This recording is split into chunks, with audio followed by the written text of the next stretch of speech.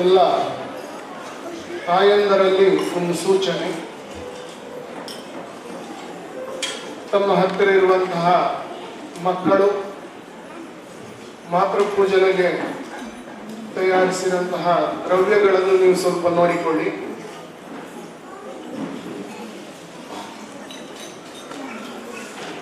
ಪ್ರತಿಯೊಬ್ಬರು ಕೌಳಿಗೆ ಸಕ್ಕಣ ಅಥವಾ ನಿಮ್ಮ ಹತ್ತಿರ ಇರುವಂತಹ ಲೋಟ ಮತ್ತು ಚಮಚಕ್ಕೆ ಸ್ವಲ್ಪ ನೀರು ತುಂಬಿಸಿಕೊಳ್ಳಿ. ಸಣ್ಣ ಮಕ್ಕಳಾದರೆ ತಾಯಂದಿರೆ ತುಂಬಿಸಿ ಮಕ್ಕಳಿಗೆ ಸಹಕರಿಸಿ ಅಂತ ವಿಜ್ಞಾಪನೆ. ಮಕ್ಕಳೆಲ್ಲರೂ ಕೂಡ ತಮ್ಮ ಹತ್ತಿರ ಇರುವಂತಹ ಲೋಟ ಹತ್ತಿರ ಇಟ್ಟುಕೊಳ್ಳಿ. ಅದರಿಂದ ಎಡಕೈಯಿಂದ ತೆಗೆದು ಬಲಕೈಗೆ ಹಾಕಿ.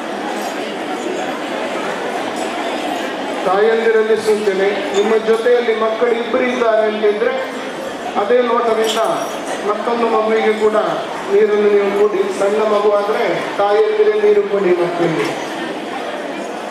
ಓಂ ಕೇಶವಾಯ ಸ್ವಾಹ, ಓಂ ನಾರಾಯಣಾಯ ಸ್ವಾಹ, ಓಂ ಮಾಧವಾಯ ಸ್ವಾಹ. ಇರುವಂತಹ ಹೂ ಇಟ್ಟಂತಹ ಹರಿವಾಣದಿಂದ ಒಂದು ಹೂವನ್ನ ಮಕ್ಕಳು ಕೈಯಲ್ಲಿ ತೆಕ್ಕೊಳ್ಳಿ. ಮೊದಲಾಗಿ ತಾಯಿಯ ಪಾದಕ್ಕೆ ಹೂವನ್ನು ಇಟ್ಟು ತಾಯಿಗೆ ನಮಸ್ಕಾರವನ್ನು ಮಾಡಬೇಕು. ತಾಯಿಗೆ ನಮಸ್ಕರಿಸಿಕೊಳ್ಳಿ. ತಾಯಿಯ ಪಾದವನ್ನು ಮಕ್ಕಳು ಮುಟ್ಟಿ ತಾಯಿಗೆ ನಮಸ್ಕಾರ ಮಾಡಿ. ಮತ್ತೆ ಕೈಯನ್ನು ಮುಗಿದುಕೊಳ್ಳಿ. ಮೊದಲಾಗಿ ಯಾವುದೇ ಧಾರ್ಮಿಕ ಆಚರಣೆಗಳನ್ನು ಮಾಡುವಾಗ ಗುರುಗಳನ್ನ ಮನಸ್ಸ ಸ್ಮರಣೆ ಮಾಡಬೇಕು. ಮತ್ತೆ ಗಣಪತಿ ದೇವರನ್ನ ಮನಸ್ಸಿನಲ್ಲಿ ಪ್ರಾರ್ಥನೆ. ಪ್ರತಿಯೊಬ್ಬ ಮಕ್ಕಳು ಕೂಡ ಕೈ ಮುಗಿದು ಮತ್ತು ಗಣಪತಿಯನ್ನು ಮನಸ್ಸಿನಲ್ಲಿ ಸ್ಮರಣೆ ಮಾಡಿಕೊಂಡು, ಗುರು ಬ್ರಹ್ಮ ಗುರು ವಿಷ್ಣು ಗುರುರ್ದೇವೋ ಮಹೇಶ್ವರ ಗುರು ಸಾಕ್ಷಾತ್ ಪರಂ ಬ್ರಹ್ಮ. ಅಂಧಸ್ಯ ಜ್ಞಾನಾಂಜನ ಶಲಾಕಯ ಚಕ್ಷುರುನ್ಮೀಲಿತೈಂದೇನ ತಸ್ಮೈ ಶ್ರೀ ಗುರವೇ ನಮಃ. ವಕ್ರತುಂಡ ಮಹಾಕಾಯ ಕೋಟಿ ಸೂರ್ಯ ಸಮಪ್ರಭ ಅವಿಘ್ನಂ ಕುರು ಮೇ ದೇವ ಸರ್ವಕಾರ್ಯೇಷು ಸರ್ವದಾ. ಸರ್ವೇಭ್ಯೋ ದೇವೇಭ್ಯೋ ನಮಃ, ಸರ್ವಾಭ್ಯೋ ದೇವತಾಭ್ಯೋ ನಮಃ. ಈಗ ಪ್ರತಿಯೊಬ್ಬರು ಕೂಡ ಕಣ್ಣನ್ನು ತೆರೆಯಿರಿ.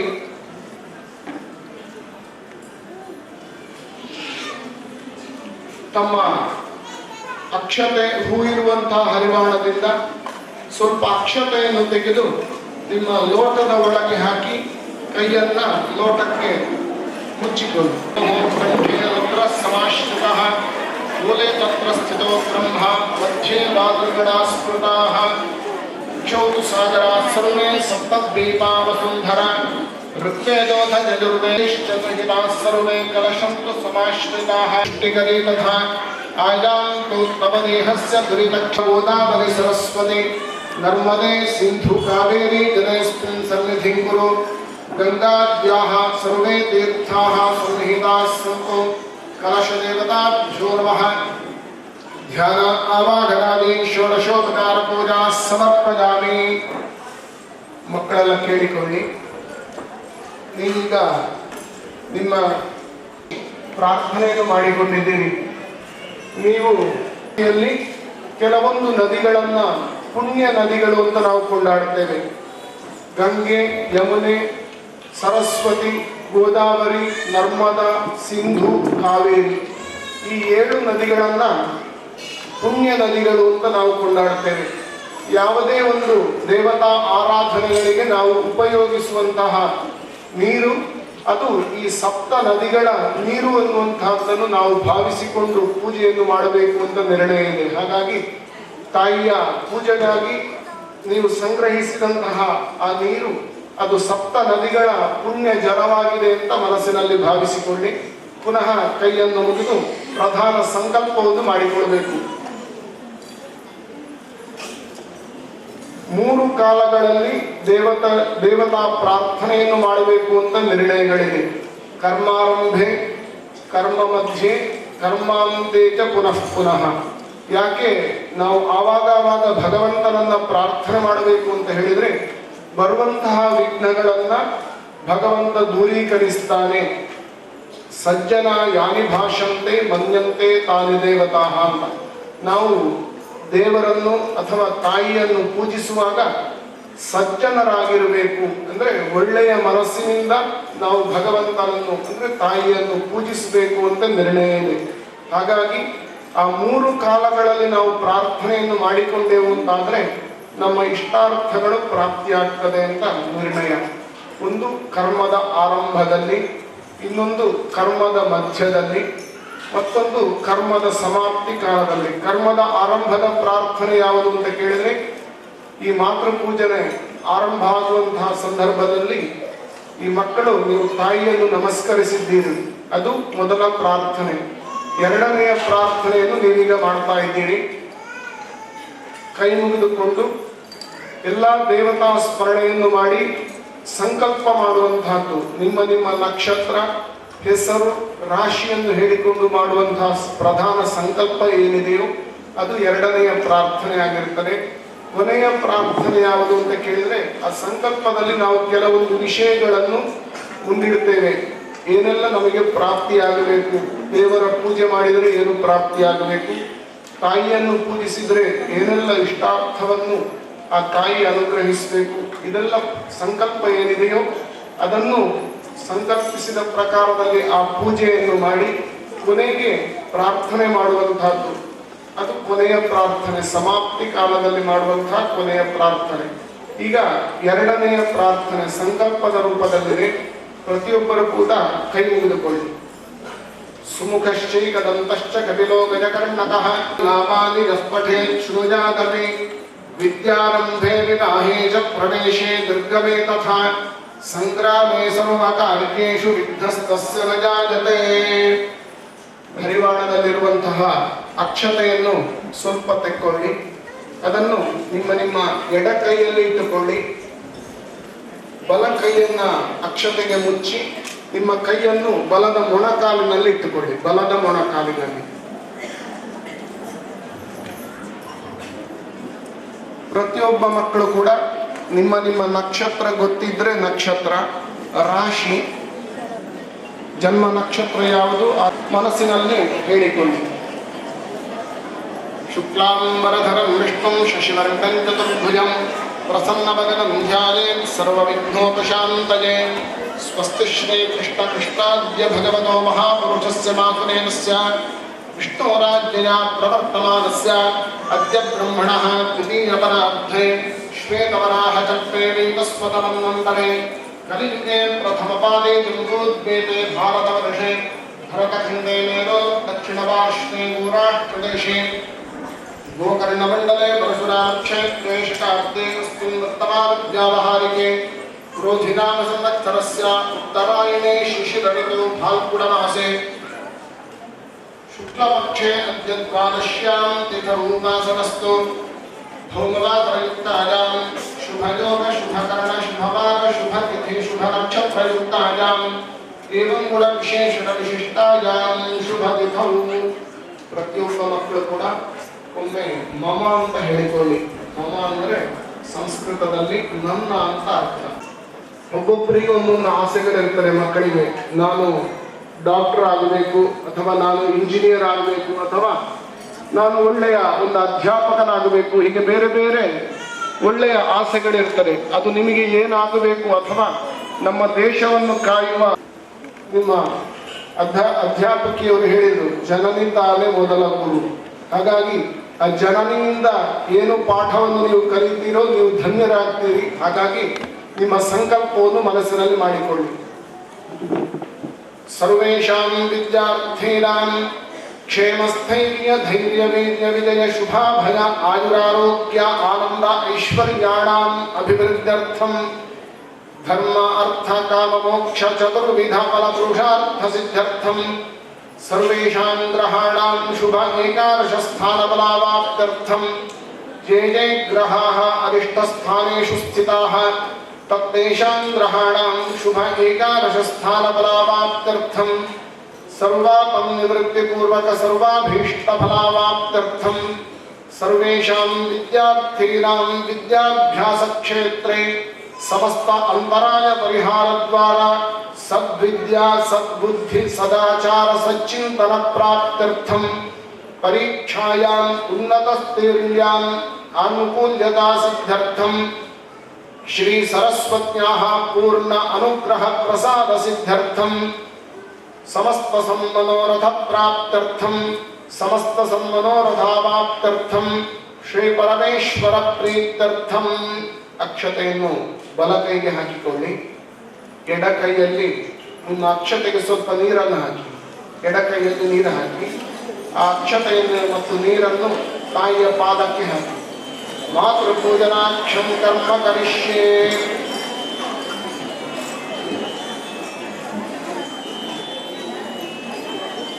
ಪುನಃ ಕೈ ಮುಗಿದುಕೊಳ್ಳಿ. ನಿರ್ವಿಘ್ನತಾ ಸಿದ್ಧರ್ಥಂ ಗಣಪತಿ ಸ್ಮರಣಂ ಕರಿಷ್ಯೇ. ಅಗಜಾನನ ಪದ್ಮಾರ್ಕಂ ಗಜಾನನ ಮಹರ್ನಿಶಂ ಅನೇಕದಂತಂ ಭಕ್ತಾನಾಂ ಏಕದಂತಂ ಉಪಾಸ್ಮಹೇ. ಗಣಪತಯೇ ನಮಃ ಪ್ರಾರ್ಥನಾಂ ಸಮರ್ಪಯಾಮಿ. ಸರ್ವೋಪಚಾರ ಪೂಜಾಂ ಸಮರ್ಪಯಾಮಿ. ಪುನಃ ಹರಿವಾಣದಿಂದ ಸ್ವಲ್ಪ ಅಕ್ಷತೆಯನ್ನು ತೆಗೆದು ನಿಮ್ಮ ಹತ್ತಿರ ಇರುವಂತಹ ತಂಬಿಗೆಯಲ್ಲಿ ಇರುವ ನೀರಿಗೆ ಹಾಕಿ ಕೈಯನ್ನು ಮುಚ್ಚಿಕೊಳ್ಳಿ. ಗಂಗೆ ಚ ಯಮುನೆ ಚೈವ ಗೋದಾವರಿ ಸರಸ್ವತಿ ನರ್ಮದೆ ಸಿಂಧು ಕಾವೇರಿ ಜಲೇಸ್ಮಿನ್ ಸನ್ನಿಧಿಂ ಕುರು. ಗಂಗಾದ್ಯಾಃ ಸರ್ವೇ ತೀರ್ಥಾಃ ಸನ್ನಿಹಿತಾಃ ಸಂತು. ಕಲಶ ದೇವತಾಭ್ಯೋ ನಮಃ ಧ್ಯಾನ ಆವಾಹನಾದಿ. ಕಾರಣ ಎರಡು ಜನ ಮಕ್ಕಳಿದ್ರೆ ಎರಡು ಮಕ್ಕಳಿಂದ ಕೂಡ ಪ್ರತ್ಯೇಕವಾಗಿ ತಾಯಿಯ ಪಾದಕ್ಕೆ ನೀರನ್ನು ಹಾಕಿ. ಎಡಕೈಯಲ್ಲೇ ಇದೆ. ಓಸ್ಮರವಿದುಷ್ಕೃತಾನಿ ತೇನ ಪವಿತ್ರೇಣ ಶುದ್ಧೇನ ಪೂತಾ ಅತಿಪಾತ್ಮ ನವರಾದಿಂತರೇವ. ಮಕ್ಕಳು ತಾಯಿಯಲ್ಲಿರು ಹರಿವಾಣದಲ್ಲಿರುವಂತಹ ನೀರನ್ನು ಪುನಃ ತಂಬಿಗೆಗೆ ತುಂಬಿಸಿ ಇಟ್ಟುಕೊಳ್ಳಿ.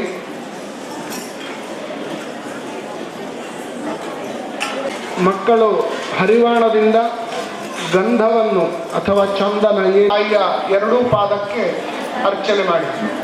ಗಂಧದ್ವಾರಾಂದುರಾಧರ್ಷಾಂ ನಿತ್ಯಪುಷ್ಟಾಂಗರೇಷಣೀಂ ಈಶ್ವರೇಕಂ ಸರ್ವಭೂತಾನಾಂ. ಗಂಧದ ಮೇಲೆ ಅಕ್ಷತೆಯನ್ನು ಹಾಕಿ ಅಕ್ಷತ ಪ್ರಾತಂತ್ರಕಾ ಉತಪುರರ್ಣ ಧೃಷ್ಟ್ವರ್ಚನ ಅಕ್ಷತಾಂ ಸಮರ್ಪಯಾಮಿ. ಹೃದಾಶ್ಚ ಪುಂಡರೀಕಾಣಿ ಸಮುದ್ರಸ್ಯ ಗ್ರಹಾ ಇಮೇ. ಗಂಧ ಪುಷ್ಪ ಅಕ್ಷತಾಂ ಸಮರ್ಪಯಾಮಿ. ಸೊನ್ನೆ ಹೂವನ್ನು ನಾವು ಹೇಳಿದ ಹಾಗೆ, ನಾನು ಮಂತ್ರವನ್ನು ಹೇಳಿದ ಹಾಗೆ ತಾಯಿಯ ಪಾದಕ್ಕೆ 9 ಸಲ ಅರ್ಚನೆ. ಓಂ ನಮಃ, ಓಂ ಲಕ್ಷ್ಮೀ ನಮಃ, ಓಂ ಪ್ರಭಾಲಿ ನಮಃ, ಓಂ ಮಾಯಾಲಿ ನಮಃ, ಓಂ ಜಯಾಲಿ ನಮಃ, ಓಂ ವಿಶುದ್ಧಾಲಿ ನಮಃ, ಓಂ ನಂದಿನ್ಯೇ ನಮಃ, ಓಂ ಸುಪ್ರಭಾಲಿ ನಮಃ. ನವಶಕ್ತಿ ಪೂಜಾಂ ಸಮರ್ಪಯಾಮಿ. ಪುನಃ ಒಂದು 2 ಹೂವನ್ನು ಎರಡೂ ಕೈಯಲ್ಲಿ ಹೀಗೆ ಅಂಜಲಿ ಮುದ್ರೆ ಹೀಗೆ ಮಾಡಿ ಮಕ್ಕಳು ಕೈಯಲ್ಲಿ ಹಿಡಿದು ಜ್ಞಾನಶಕ್ತಿ ಕ್ರಿಯಾಶಕ್ತಿಯನ್ನು ಕೊಡುವಂತಹ ದೇವಿಯನ್ನು ಮನಸ್ಸಿನಲ್ಲಿ ಪ್ರಾರ್ಥನೆ ಮಾಡಿಕೊಳ್ಳಿ. ನಿಮ್ಮ ತಾಯಿ ಅಂದರೆ ದೇವಿ ಅಂತ ಮನಸ್ಸಿನಲ್ಲಿ ಭಾವಿಸಿಕೊಳ್ಬೇಕು. ದುರ್ಗೆಯೂ ಹೌದು, ಸರಸ್ವತಿಯೂ ಹೌದು, ಲಕ್ಷ್ಮಿಯೂ ಹೌದು. ಯಾಕೆ ಅಂತ ಕೇಳಿದರೆ ಮಕ್ಕಳಿಗೆ ಏನಾದರೂ ಬೇಡಿಕೆಗಳಿದ್ರೆ ಮಕ್ಕಳು ಮೊದಲು ಹೋಗಿ ತಂದೆಯಲ್ಲಿ ಕೇಳುವುದಿಲ್ಲ. ಆ ಬೇಡಿಕೆಗಳನ್ನು ಮೊದಲು ತಾಯಿಯಲ್ಲಿ ಸೂಚನೆ ಕೊಟ್ಟು, ಏನು ಪೆನ್ನು ಬೇಕು, ಪುಸ್ತಕ ಬೇಕು ಅಥವಾ ಸೈಕಲ್ ಬೇಕಿದ್ರೂ ಕೂಡ ತಂದೆಯಲ್ಲಿ ಕೇಳುವಷ್ಟು ಧೈರ್ಯ ಮಕ್ಕಳಿಗೆ ಇರುವುದಿಲ್ಲ. ಮೊದಲಾಗಿ ತಾಯಿಯಲ್ಲಿ ಕೇಳ್ತಾರೆ. ಹಾಗಾಗಿ ಕೇಳಿದ್ದನ್ನು ಕೊಡುವಂಥವಳು ಆ ಲಕ್ಷ್ಮಿಯೂ ತಾಯಿ ಹೌದು. ನಿಮಗೆ ತಂದೆಯಂದಿರು ಬಂದು ನಿಮ್ಮ ಪಾಠವನ್ನು ತಿಳಿಸಿಕೊಡುವುದಿಲ್ಲ, ನಿಮಗೆ ಕಲಿಸಲಿಕ್ಕೆ ಅವರಿಗೆ ಅವಕಾಶವೂ ಆಗುವುದಿಲ್ಲ. ಆ ವಿದ್ಯೆಯನ್ನು ಕೂಡ ನಿಮಗೆ ಕಲಿಸುವವರು ತಾಯಿಯಂದಿರು. ಹಾಗಾಗಿ ಸರಸ್ವತಿಯು ಆ ತಾಯಿಯಾಗಿರ್ತಾರೆ. ನೀವು ದಾರಿ ತಪ್ಪಿದ್ರೆ ವಿದ್ಯುದ್ದಾಮ ಸಮಪ್ರಭಾಂ ಮೃಗವತಿ ಸ್ಕಂಧಸ್ಥಿತಾಂ ಭೀಷಣಾಂ ಕನ್ಯಾಭಿ ಕರವಾಲ ಖೇಟವಿಲತದ್ಧಸ್ತಾಭಿರಾಸೇವಿತಾಂ ಹಸ್ತೈಶ್ಚಕ್ರ ಗದಾಸಿ ಖೇಟನಿಶಿಕಾಂಶ್ಚಾಪಂ ಗುಣಂ ತರ್ಜನೀಂ ಬಿಭ್ರಾಡಾಮಲಲಾತ್ಮಿಕಾಂ ಶಶಿಧರಾಂ ದುರ್ಗಾಂ ತ್ರಿನೇತ್ರಾಂ ಭಗೆ. ಶ್ರೀದೇವ್ಯೈ ನಮಃ. ಹೂವನ್ನು ತಾಯಿಯ ಪಾದಕ್ಕೆ ಅರ್ಚನೆ ಮಾಡಿ. ಆವಾಹಯಾಮಿ. ಕೈಯನ್ನು ಮುಗಿದುಕೊಳ್ಳಿ. ಆವಾಹಿತೋ ಭವ, ಸಂಸ್ಥಾಪಿತೋ ಭವ, ಸನ್ನಿಹಿತೋ ಭವ, ಸನ್ನಿರುದ್ಧೋ ಭವ, ಅವಕುಂಠಿತೋ ಭವ, ಅಮೃತೀಕರಣೋ ಭವ, ವ್ಯಾಪ್ತೋ ಭವ, ಸುಪ್ರಸನ್ನೋ ಭವ, ವರದೋ ಭವ, ಕ್ಷಮಸ್ವ, ಸಾನ್ನಿಧ್ಯಂ ಕುರು. ನಿಮ್ಮ ಲೋಟದಿಂದ ಒಂದು ಚಮಚದಲ್ಲಿ ನೀರನ್ನು ಹಿಡಿದುಕೊಳ್ಳಿ. ನೀರನ್ನು ಹಾಕಿ ತಾಯಿಯ ಪಾದಕ್ಕೆ ನೀರು ಹಾಕಿ. ಪಾದ್ಯಂ ಸಮರ್ಪಯಾಮಿ, ಹಾಗೆ 4 ಸಲ ನೀರು ಹಾಕಬೇಕು. ಅರ್ಘ್ಯಂ ಸಮರ್ಪಯಾಮಿ, ಆಚಮನಂ ಸಮರ್ಪಯಾಮಿ, ಸ್ನಾನಂ ಸಮರ್ಪಯಾಮಿ, ವಸ್ತ್ರಂ ಸಮರ್ಪಯಾಮಿ. ಇನ್ನು 4 ಸಲ ಹೂ, ಗಂಧ ಮತ್ತು ಅಕ್ಷತೆಯನ್ನು ತಾಯಿಯ ಪಾದಕ್ಕೆ ಹಾಕಿ.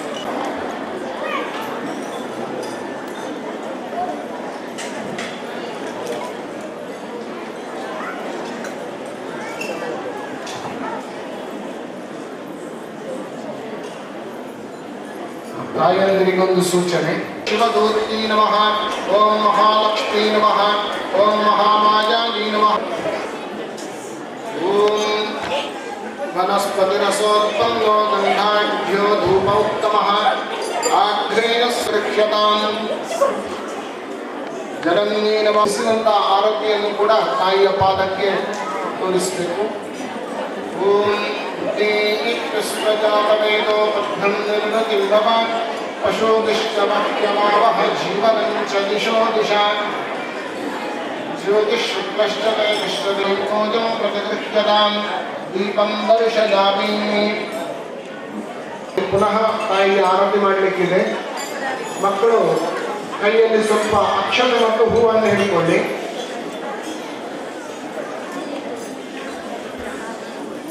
ಅಕ್ಷತೆ ಮತ್ತು ಹೂವನ್ನು ಕೈಯಲ್ಲಿ ಹಿಡ್ಕೊಳ್ಳಿ ಮಕ್ಕಳು. ತ್ರಿನೇತ್ರಾಂ ದಿಗ್ಮೇ ಪರಾಂ ಶುಕಲಯಾ ವಿಲಸತ್ಕಿರೀಟಾಂ ಸಿಂಹಸ್ಥಿತಾಂ ಸಸುರ ಸಿದ್ಧಲತಾಂ ಚ ದುರ್ಗಾಂ ದೂರ್ವಾನಿಮೆ ಹೇಲಾಕರ್ಣಿಕ ಧೂಮ್ರಲೋಚನವಧೇ ಹೇ ಚಂಡಮುಂಡಾಬ್ಧಿನಿ ನಿಶ್ಶೇಷೀಕೃತ ರಕ್ತಬೀಜತೆ ಜನನ್ಯೇ ನಮಃ. ಕೈಯಲ್ಲಿರುವಂತಹ ಹೂ ಮತ್ತು ಅಕ್ಷತೆಯನ್ನು ತಾಯಿಯ ಪಾದಕ್ಕೆ ಸಮರ್ಪಣೆ ಮಾಡಿ. ಜನನ್ಯೇ ನಮಃ ನೈವೇದ್ಯಂ ಸಮರ್ಪಯಾಮಿ. ಪುನಃ ತಾಯಿಯ ಪಾದಕ್ಕೆ 2 ಅಕ್ಷತೆಯನ್ನು ಹಾಕಿ ಪುನಃ ಆರತಿಯನ್ನು ಬೆಳಗಬೇಕು. ಮಕ್ಕಳಿಗೆ ಬೇರೆ ಬೇರೆ ಆರತಿ ಮಾಡಿ, ಜೊತೆಯಲ್ಲಿ ಬೇಡ, ಒಬ್ಬರಾಗಿ.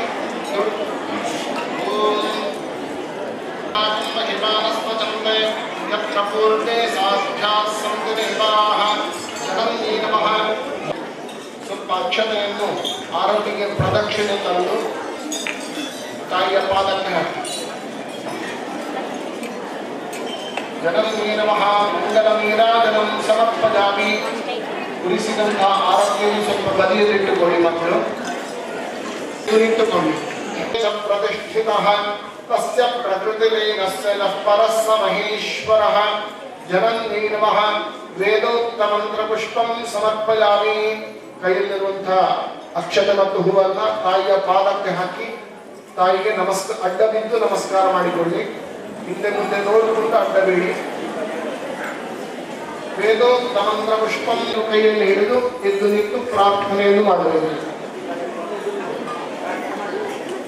ಆಗ ಶ್ಲೋಕದಲ್ಲಿ 3 ಸಲ ಉದ್ಧರಿಸಿದ್ದಾರೆ, ಅಂದ್ರೆ 3 ಸಲ ಹೇಳಿದ್ದಾರೆ.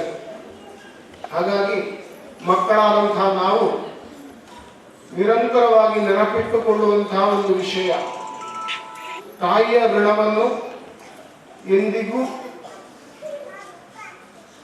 ಮಕ್ಕಳಿಗೆ ಗೊತ್ತಾಯ್ತಲ್ಲ, ನಾವು ಪುನಃ ಹೇಳಬೇಕಾಗಿಲ್ಲ. ತಾಯಿ ಅಂದ್ರೆ ಅಲ್ಲಿಂದ ಸೂಚನೆ ಕೊಟ್ಟು ತಾಯಿಯ ಋಣವನ್ನು ಯಾವಾಗಲೂ ಮುಕ್ತಗೊಳಿಸಲಿಕ್ಕೆ ಸಾಧ್ಯ ಇಲ್ಲ.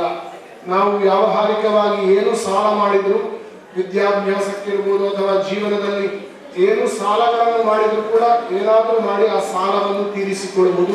ಆದರೆ ತಾಯಿಗೆ ನಾವು ಮಾಡಿದಂತಹ ಋಣ ಏನಿದೆಯೋ ಅದನ್ನು ಜನ್ಮ ಜನ್ಮಾಂತರದಲ್ಲಿ ನಮ್ಮಿಂದ ವಿಮೋಚನೆ ಆಗಲಿಕ್ಕೆ ಸಾಧ್ಯ ಇಲ್ಲ. ಹಾಗಾಗಿ ಈ ಮಕ್ಕಳು ಅಂತಲ್ಲ, ನಾವೆಲ್ಲರೂ ಕೂಡ ಆ ಒಂದು ಭಕ್ತಿ ಭಾವುಕತೆಯನ್ನು ತಂದೆ ತಾಯಿಯಲ್ಲಿ, ತಾಯಿ ಮಾತ್ರ ಅಲ್ಲ ತಂದೆ ತಾಯಿಯರಲ್ಲಿ ನಿರಂತರವಾಗಿ ಇಡಬೇಕು. ಅದರ ಜೊತೆಯಲ್ಲಿ ಗುರುಗಳಲ್ಲಿ ಕೂಡ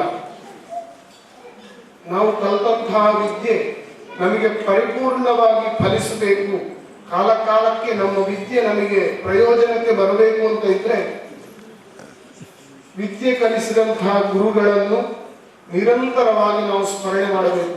ಇಲ್ಲಾಂದ್ರೆ ನಾವು ಕಲಿತಂತಹ ವಿದ್ಯೆ ನಮಗೆ ಪ್ರಯೋಜನಕ್ಕೆ ಬರುವುದಿಲ್ಲ. ಹಾಗಾಗಿ ಮಕ್ಕಳು ಮನಸ್ಸಿನಲ್ಲಿ ಪ್ರಾರ್ಥನೆ ಮಾಡಿಕೊಳ್ಳಿ.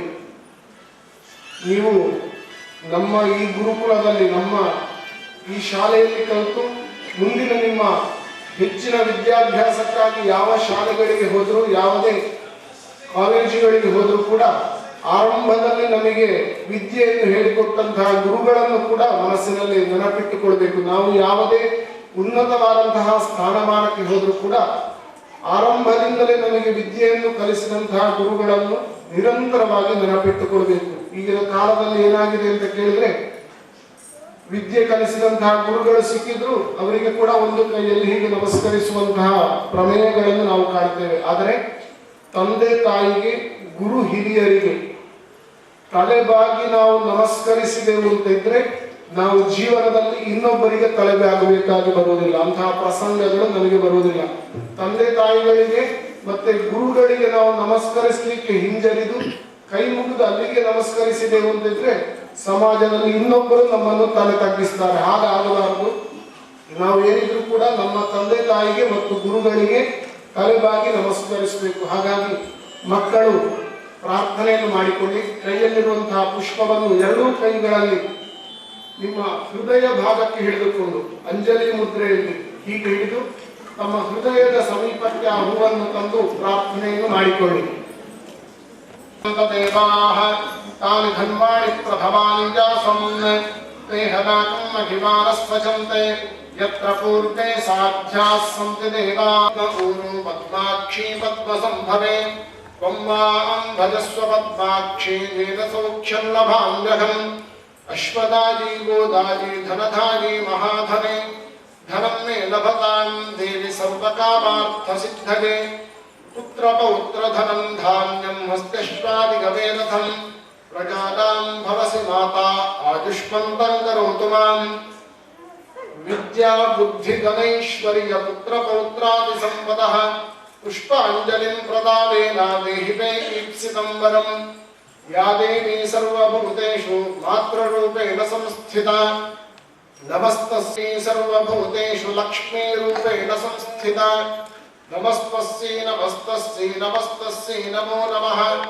ಅನ್ಯಥಾ ಶರಣಂ ನಾಸ್ತಿ ತ್ವಮೇವ ಶರಣಂ ಮಮ ತಸ್ಮಾತ್ ಕಾರುಣ್ಯಭಾವೇನ ರಕ್ಷ ಮಾಂ ಪರಮೇಶ್ವರಿ ಶುಕ್ಲಾಂ ಬ್ರಹ್ಮ ವಿಚಾರ ಸಾರ ಪರಮಾವಾದ್ಯಾಂ ಜಗದ್ವ್ಯಾಪಿನೀಂ ವೀಣಾ ಪುಸ್ತಕಧಾರಿಣೀಂ ಅಭಯದಾಂ ಜಾಢ್ಯಾಂಧಕಾರಾಪಹಾಂ ಹಸ್ತೈ ಸ್ಫಾಟಿಕ ಮಾಲಿಕಾಂ ವಿದಧತೀಂ ಪದ್ಮಾಸನೆ ಸಂಸ್ಥಿತಾಂ ವಂದೇ ತಾಂ ಪರಮೇಶ್ವರೀಂ ಭಗವತೆ ಪೂಜಾಕ್ರಮಂ ನ ಜಾನಾಮಿ ಕ್ಷಮ್ಯತಾಂ ಜಗದೀಶ್ವರಿ ಶ್ರದ್ಧಾಂ ಮೇಧಾಂ ಯಶಃ ಪ್ರಜ್ಞಾಂ ವಿದ್ಯಾಂ ಬುದ್ಧಿಂ ಶ್ರಿಯಂ ಬಲಂ ಆಯುಷ್ಯಂ ತೇಜ ಆರೋಗ್ಯಂ ದೇಹಿ ಮೇ ಪರಮೇಶ್ವರಿ.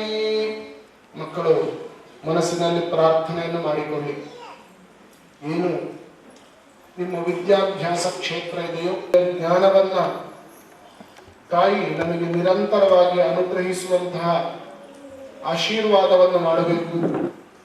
ಏನು ತಪ್ಪುಗಳೇ ಮಾಡಬಾರದು. ಆದರೂ ಏನಾದರೂ ನಾವು ತಪ್ಪುಗಳನ್ನು ಮಾಡಿದೆವು ಅಂತಾದರೆ ನಮ್ಮನ್ನು ಕ್ಷಮಿಸಿ ನಮಗೆ ಒಳ್ಳೆಯ ದಾರಿಯನ್ನು ತಾಯಿ ಕರುಣಿಸಬೇಕು.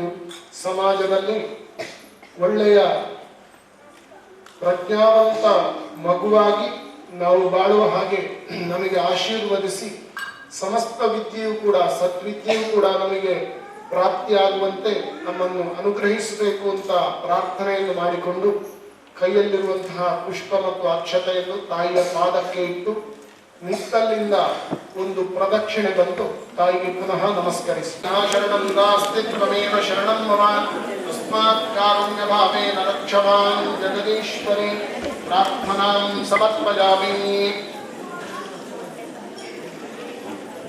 ಅದಕ್ಕೆ ನಂದಿ ಹೋದ್ರೆ ಪರವಾಗಿಲ್ಲ. ಪ್ರತಿಯೊಬ್ಬ ಮಕ್ಕಳು ಕೂಡ ಪುನಃ ಹರಿವಾಣದಿಂದ ಹೂ ಉಂಟು ಅಂತಾದ್ರೆ ಹೂವನ್ನೇ ತಗೊಳ್ಳಿ, ಇಲ್ಲಾಂದ್ರೆ ಅಕ್ಷತೆವಾದರೂ ತೊಂದರೆ ಇಲ್ಲ. 12 ಸಲ ಪುನಃ ತಾಯಿಯ ಪಾದಕ್ಕೆ ಅರ್ಚನೆ ಮಾಡಿ. ಹೂವನ್ನ ತಾಯಿಯ ಪಾದಕ್ಕೆ ಅರ್ಚನೆ ಮಾಡಿ. ಓಂ ದುರ್ಗಾಯ ನಮಃ, ಓಂ ಶಾಂತಿ ನಮಃ, ಓಂ ಶಾಂಭವಿ ನಮಃ, ಓಂ ಶಂಕರ ಪ್ರಿಯಾನಿ ನಮಃ. ಓಂ ನಾರಾಯಣ. ಪ್ರಸನ್ನ ಪೂಜಾಂ ಸಮರ್ಪಯಾಮಿ. ಒಂದೊಂದು ಚಮಚ ನೀರನ್ನು ಬಲಕೈಯಲ್ಲಿ ಚಮಚದಲ್ಲಿ ತೆಗೆದು ತಾಯಿಯ ಪಾದಕ್ಕೆ ಹಾಕಿ. ಪ್ರಸನ್ನ ಪೂಜಾಂ ಸಮರ್ಪಯಾಮಿ. ಪ್ರಸನ್ನಾರ್ಘ್ಯಂ ಸಮರ್ಪಯಾಮಿ. ಕೈಯ ಹೂವಿಗೆ ನೀರನ್ನು ಹಾಕಬೇಕು. ರಾಜೇನ ವಾಚಾ ಮನಸೇಂದ್ರಿಯೇರ್ವಾ ಬುದ್ಧ್ಯಾತ್ಮನಾ ವಾ ಪ್ರಕೃತೆ ಸ್ವಭಾವಾತ್ ಕರೋಮಿ ಯದ್ಯತ್ ಸಕಲಂ ಪರಸ್ಮೈ ನಾರಾಯಣಾಯೇತಿ ಸಮರ್ಪಯಾಮಿ. ಹೂವನ್ನು ಬಲಕೈಯಲ್ಲಿ ಹಿಡ್ಕೊಳ್ಳಿ, ಎಡಕೈಯಲ್ಲಿ ನೀರು ಹಾಕಬೇಕು. ಅನೇನ ಕೃತ ಮಾತೃಪೂಜಾ ಕರ್ಮಣ ಶ್ರೀ ಪರಮೇಶ್ವರ ಪ್ರಿಯತಾಂ. ಹೂ ಮತ್ತು ನೀರು ಅದೆಲ್ಲವನ್ನು ಕೂಡ ಕೈ ಹೀಗೆ ಮಾಡಿ ತಾಯಿಯ ಪಾದಕ್ಕೆ ಹಾಕಿ. ಎಲ್ಲ ಹೂವನ್ನು ತಾಯಿಯ ಪಾದಕ್ಕೆ.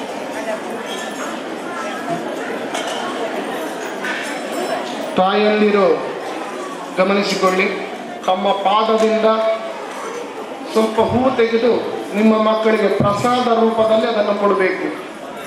ನೀವು ಕೂಡ ಪ್ರಸಾದ ಕೊಡುವಾಗ ತಾಯಿಯಂದಿರು ಕೂಡ ನೀವು ದೇವತಾ ಸ್ವರೂಪದಲ್ಲಿದ್ದೀರಿ. ನೀವು ಕೂಡ ಒಳ್ಳೆಯ ಆಶೀರ್ವಾದವನ್ನು ಮಾಡಿ ನಿಮ್ಮ ಮಕ್ಕಳಿಗೆ ಹೂವನ್ನು ಕೊಡಿ. ಒಳ್ಳೆಯ ಸರ್ವಜ್ಞರಾಗಬೇಕು ಅಂತ ಮಕ್ಕಳಿಗೆ ಆಶೀರ್ವದಿಸಿ ಹೂವನ್ನು ಕೊಡಿ. ತಾಯಿ ಕೊಟ್ಟಂತಹ ಹೂವನ್ನು ಮಕ್ಕಳು ತಲೆಯ ಮೇಲೆ ಒಮ್ಮೆ ಇಟ್ಟು, ಹುಡುಗರಾದ್ರೆ ತಲೆಯ ಮೇಲೆ ಒಮ್ಮೆ ಇಟ್ಟು ನಿಮ್ಮ ಬಲದ ಕಿವಿಯಲ್ಲಿ ಇಟ್ಟುಕೊಳ್ಳಿ. ಹುಡುಗಿಯರು ಹೂವನ್ನು ತಮ್ಮ ತಲೆಯಲ್ಲಿ ಮುಡಿದುಕೊಳ್ಳಿ. ತೆಕ್ಕೊಂಡು ತಾಯಿಯ ಪಾದಕ್ಕೆ ಹಾಕಬೇಕು. ಯಾಂತು ದೇವಗಳ ಸರ್ವೇ ಪೂಜಾ ಮಾದಾಯ ಕೃತಾಂ ಸಿದ್ಧಿಂದಪ್ಪ ವಿಪುಲಾಂ ಪುನರಾಗ ಮಗಾದ ಚ. ಪುನಃ ತಾಯಿಯ ಪಾದದಿಂದ ಮಕ್ಕಳೇ ಸ್ವಲ್ಪ ಹೂವನ್ನು ತೆಗೆದು ಅದನ್ನು ಹೀಗೆ ಆಘ್ರಾಣಿಸಬೇಕಂದ್ರೆ ಹೂವನ್ನು ಪಾದದಿಂದ ತೆಗೆದು ಮುಗಿಸಿ ನೆಲದ ಮೇಲೆ ಹಾಕಿ, ನೆಲದಲ್ಲಿ ಹಾಕಿ. ಪುನಃ ಎಡ ಕೈಯಿಂದ ಬಲ ಕೈಗೆ ಹಾಕಿ 3 ಸಲ ನೀರನ್ನು ಕುಡಿಬೇಕು ಪ್ರತಿಯೊಂದು ಮಕ್ಕಳು ಕೂಡ. ಓಂ ಕೇಶವಾಯ ಸ್ವಾಹ, ಓಂ ನಾರಾಯಣಾಯ ಸ್ವಾಹ, ಓಂ ಮಾಧವಾಯ ಸ್ವಾಹ.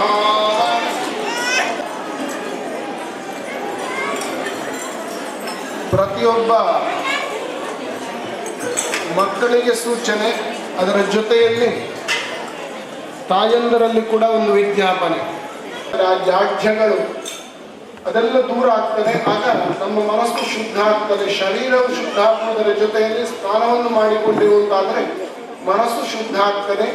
ಮತ್ತೆ ಮಕ್ಕಳು ಶಾಲೆಗೆ ಬರುವುದರ ಮೊದಲು ದೇವರಿಗೆ ನಮಸ್ಕರಿಸಿ, ಏನು ನಿಮ್ಮ ದೇವರ ಮಂಟಪವ, ದೇವರ ಕೋಣೆಯ ಏನಿದೆಯೋ ಅಲ್ಲಿಗೆ ಹೋಗಿ ದೇವರಿಗೆ ನಮಸ್ಕರಿಸಿ ಸ್ವಲ್ಪ ಕುಂಕುಮ ಆಗುವುದು ಅಥವಾ ವಿಭೂತಿ ಆಗುವುದು, ಗಂಧ ಆಗುವುದು, ಸಿಂಧೂರ, ಯಾವುದೇ ಪ್ರಸಾದಗಳು ನಮ್ಮಲ್ಲಿ ಏನಿದೆಯೋ ಅದನ್ನು ಸ್ವಲ್ಪ ನಮ್ಮ ಹಣೆಗೆ ಧಾರಣೆ ಮಾಡಿಕೊಂಡು ಪುನಃ ತಂದೆ ತಾಯಿಗೆ ನಮಸ್ಕರಿಸಿ ಶಾಲೆಗೆ ಬರುವಂತಹ ಒಂದು ಪರಿಪಾಠವನ್ನು ನಾವು ನಮ್ಮ ಮಕ್ಕಳಿಗೆ ತಿಳಿಸಿಕೊಡಬೇಕು. ಸಮಾಜ ಒಳ್ಳೆಯ ರೀತಿಯಲ್ಲಿರಬೇಕು. ನಮ್ಮ ಮಕ್ಕಳು ಸಮಾಜದಲ್ಲಿ ಒಳ್ಳೆಯವರಾಗಬೇಕು ಅಂತ ಇದ್ರೆ ನಾನು ಆಗಲೇ ಹೇಳಿದಾಗೆ ನಿತ್ಯವೂ ಕೂಡ ದೇವರಿಗೆ, ತಂದೆ ತಾಯಿಯರಿಗೆ ನಮಸ್ಕರಿಸುವಂತಹ ಒಂದು ಒಳ್ಳೆಯ ಗುಣವನ್ನು ನಾವು ನಿತ್ಯವನ್ನು ರೂಢಿಯಲ್ಲಿ ಇಟ್ಟುಕೊಂಡೇವು ಅಂತಾದರೆ ನಮ್ಮ ಮಕ್ಕಳು ಸಮಾಜದಲ್ಲಿ ಒಳ್ಳೆಯವರಾಗಿರ್ತಾರೆ. ಹಾಗಾಗಿ ಮಕ್ಕಳು ಸ್ವಲ್ಪ ಸಣ್ಣ ವಯಸ್ಸಿನವರಿಗೆ ಆಟೋಟದ ಮನಸ್ಸಿರುವುದಾದರೆ ನಾವು ಸ್ವಲ್ಪ ಹಿರಿಯರು, ಹೆತ್ತವರು ಅದರ ಬಗ್ಗೆ ಗಮನ ಇಟ್ಟುಕೊಂಡು ಆ ಮಕ್ಕಳು ನಿತ್ಯರು ಕೂಡ ದೇವರಿಗೆ ನಮಸ್ಕರಿಸ್ತಾರ ಅನ್ನುವಂತಹದ್ದನ್ನು ಸ್ವಲ್ಪ ನೋಡಿಕೊಂಡ್ರೆ ನಮ್ಮ ಮಕ್ಕಳು ಪ್ರಜ್ಞಾವಂತರಾಗ್ತಾರೆ. ಸರ್ವಜ್ಞರಾಗಲಿಕ್ಕೆ ಯಾವುದೇ ನ್ಯೂನತೆಗಳು ಬರಲಿಕ್ಕಿಲ್ಲ ಅನ್ನುವಂತಹ ಒಂದು ಕಿವಿ ಮಾತನ್ನು ಪ್ರತಿಯೊಬ್ಬರಿಗೆ ಹೇಳ್ತಾ ಈ ಮಾತೃಪೂಜನೆಯಲ್ಲಿ ಮಕ್ಕಳು ಒಳ್ಳೆ ಶ್ರದ್ಧೆಯಿಂದ ಭಕ್ತಿಯಿಂದ ಹೇಗೆ ಇವತ್ತು ಆ ಪೂಜೆಯನ್ನು ನೆರವೇರಿಸಿದ್ದೀರೋ, ನಿತ್ಯನೂ ಕೂಡ ತಾಯಿಯನ್ನು ಪೂಜಿಸಿದ ಹಾಗೆ ಶಾಲೆಯಲ್ಲಿಯೂ ಕೂಡ ಗುರುಗಳಿಗೆ ಕೂಡ ಅದೇ ರೀತಿಯಾದಂತಹ ಗೌರವವನ್ನು ನೀಡಬೇಕು ಅನ್ನುವಂತಹ ಮಾತನ್ನು ಹೇಳ್ತಾ ಈ ಪೂಜೆಗೆ ಮಂಗಲವನ್ನು ಹಾಡ್ತಾ ಇದ್ದೀವಿ. ಸ್ವಸ್ತಿ ಪ್ರಜಾಭ್ಯ ಪರಿಪಾಲಯಂತಾಂ ನ್ಯಾಯೇನ ಮಾರ್ಗೇಣ ಮಹೀಂ ಮಹಿಷಾಃ ಗೋಸಜ್ಜನೇಭ್ಯಃ ಶುಭಮಸ್ತು ನಿತ್ಯಂ ಲೋಕಾಃ ಸಮಸ್ತಾಃ ಸುಖಿನೋ ಭವಂತು. ಓಂ ಶಾಂತಿ ಶಾಂತಿ ಶಾಂತಿ.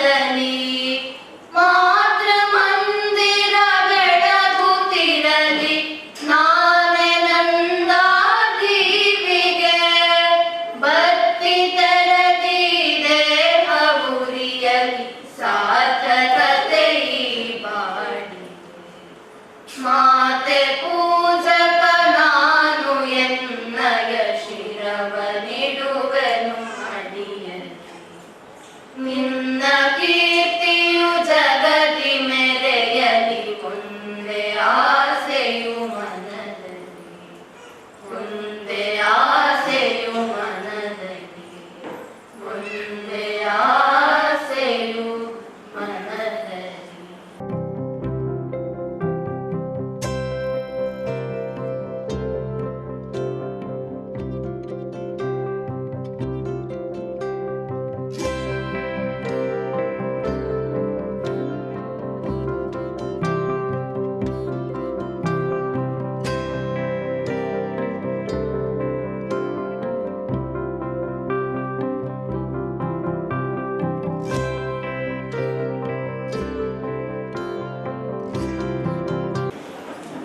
ಜೈ ಗುರುದೇವ್.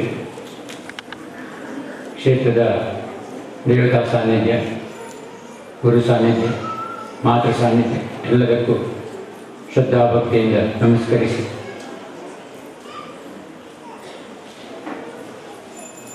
ಪೂಜ್ಯ ಪುರೋಹಿತರಿಗೂ ಕೂಡ ನಮಸ್ಕರಿಸಿ, ಶಾಲಾ ಮುಖ್ಯ ಶಿಕ್ಷಕರೇ, ಎಲ್ಲ ಶಿಕ್ಷಕ ವೃಂದದವರೇ ಹಾಗೂ ಎಲ್ಲ ಮಾತೆಯರೇ, ಈ ಒಂದು ಪ್ರತಿ ವರ್ಷ ನಾವು ಈ ಒಂದು ಮಾತೃಪೂಜನಾ ಕಾರ್ಯಕ್ರಮ ಎಂಬುದನ್ನು ತಮ್ಮ ಮಾತೃಮಂಡಳಿ ಮೂಲಕ ಆಚರಣೆ ಮಾಡ್ತೇವೆ. ಒಂದು ವಿಶಿಷ್ಟವಾದ ಒಂದು ಕಾರ್ಯಕ್ರಮ. ಇದನ್ನು ಮಾಡುವಂತಹ ಧ್ಯೇಯ, ಇದರ ಹಿಂದಿರುವ ಉದ್ದೇಶ ಏನು ಎಂಬುದನ್ನು ಅತ್ಯಂತ ಸರಳವಾಗಿ ಮತ್ತು ಅತ್ಯಂತ ಸಂಕ್ಷಿಪ್ತವಾಗಿ ನಿಮ್ಮ ಮುಂದೆ ಹೇಳ್ತೇನೆ.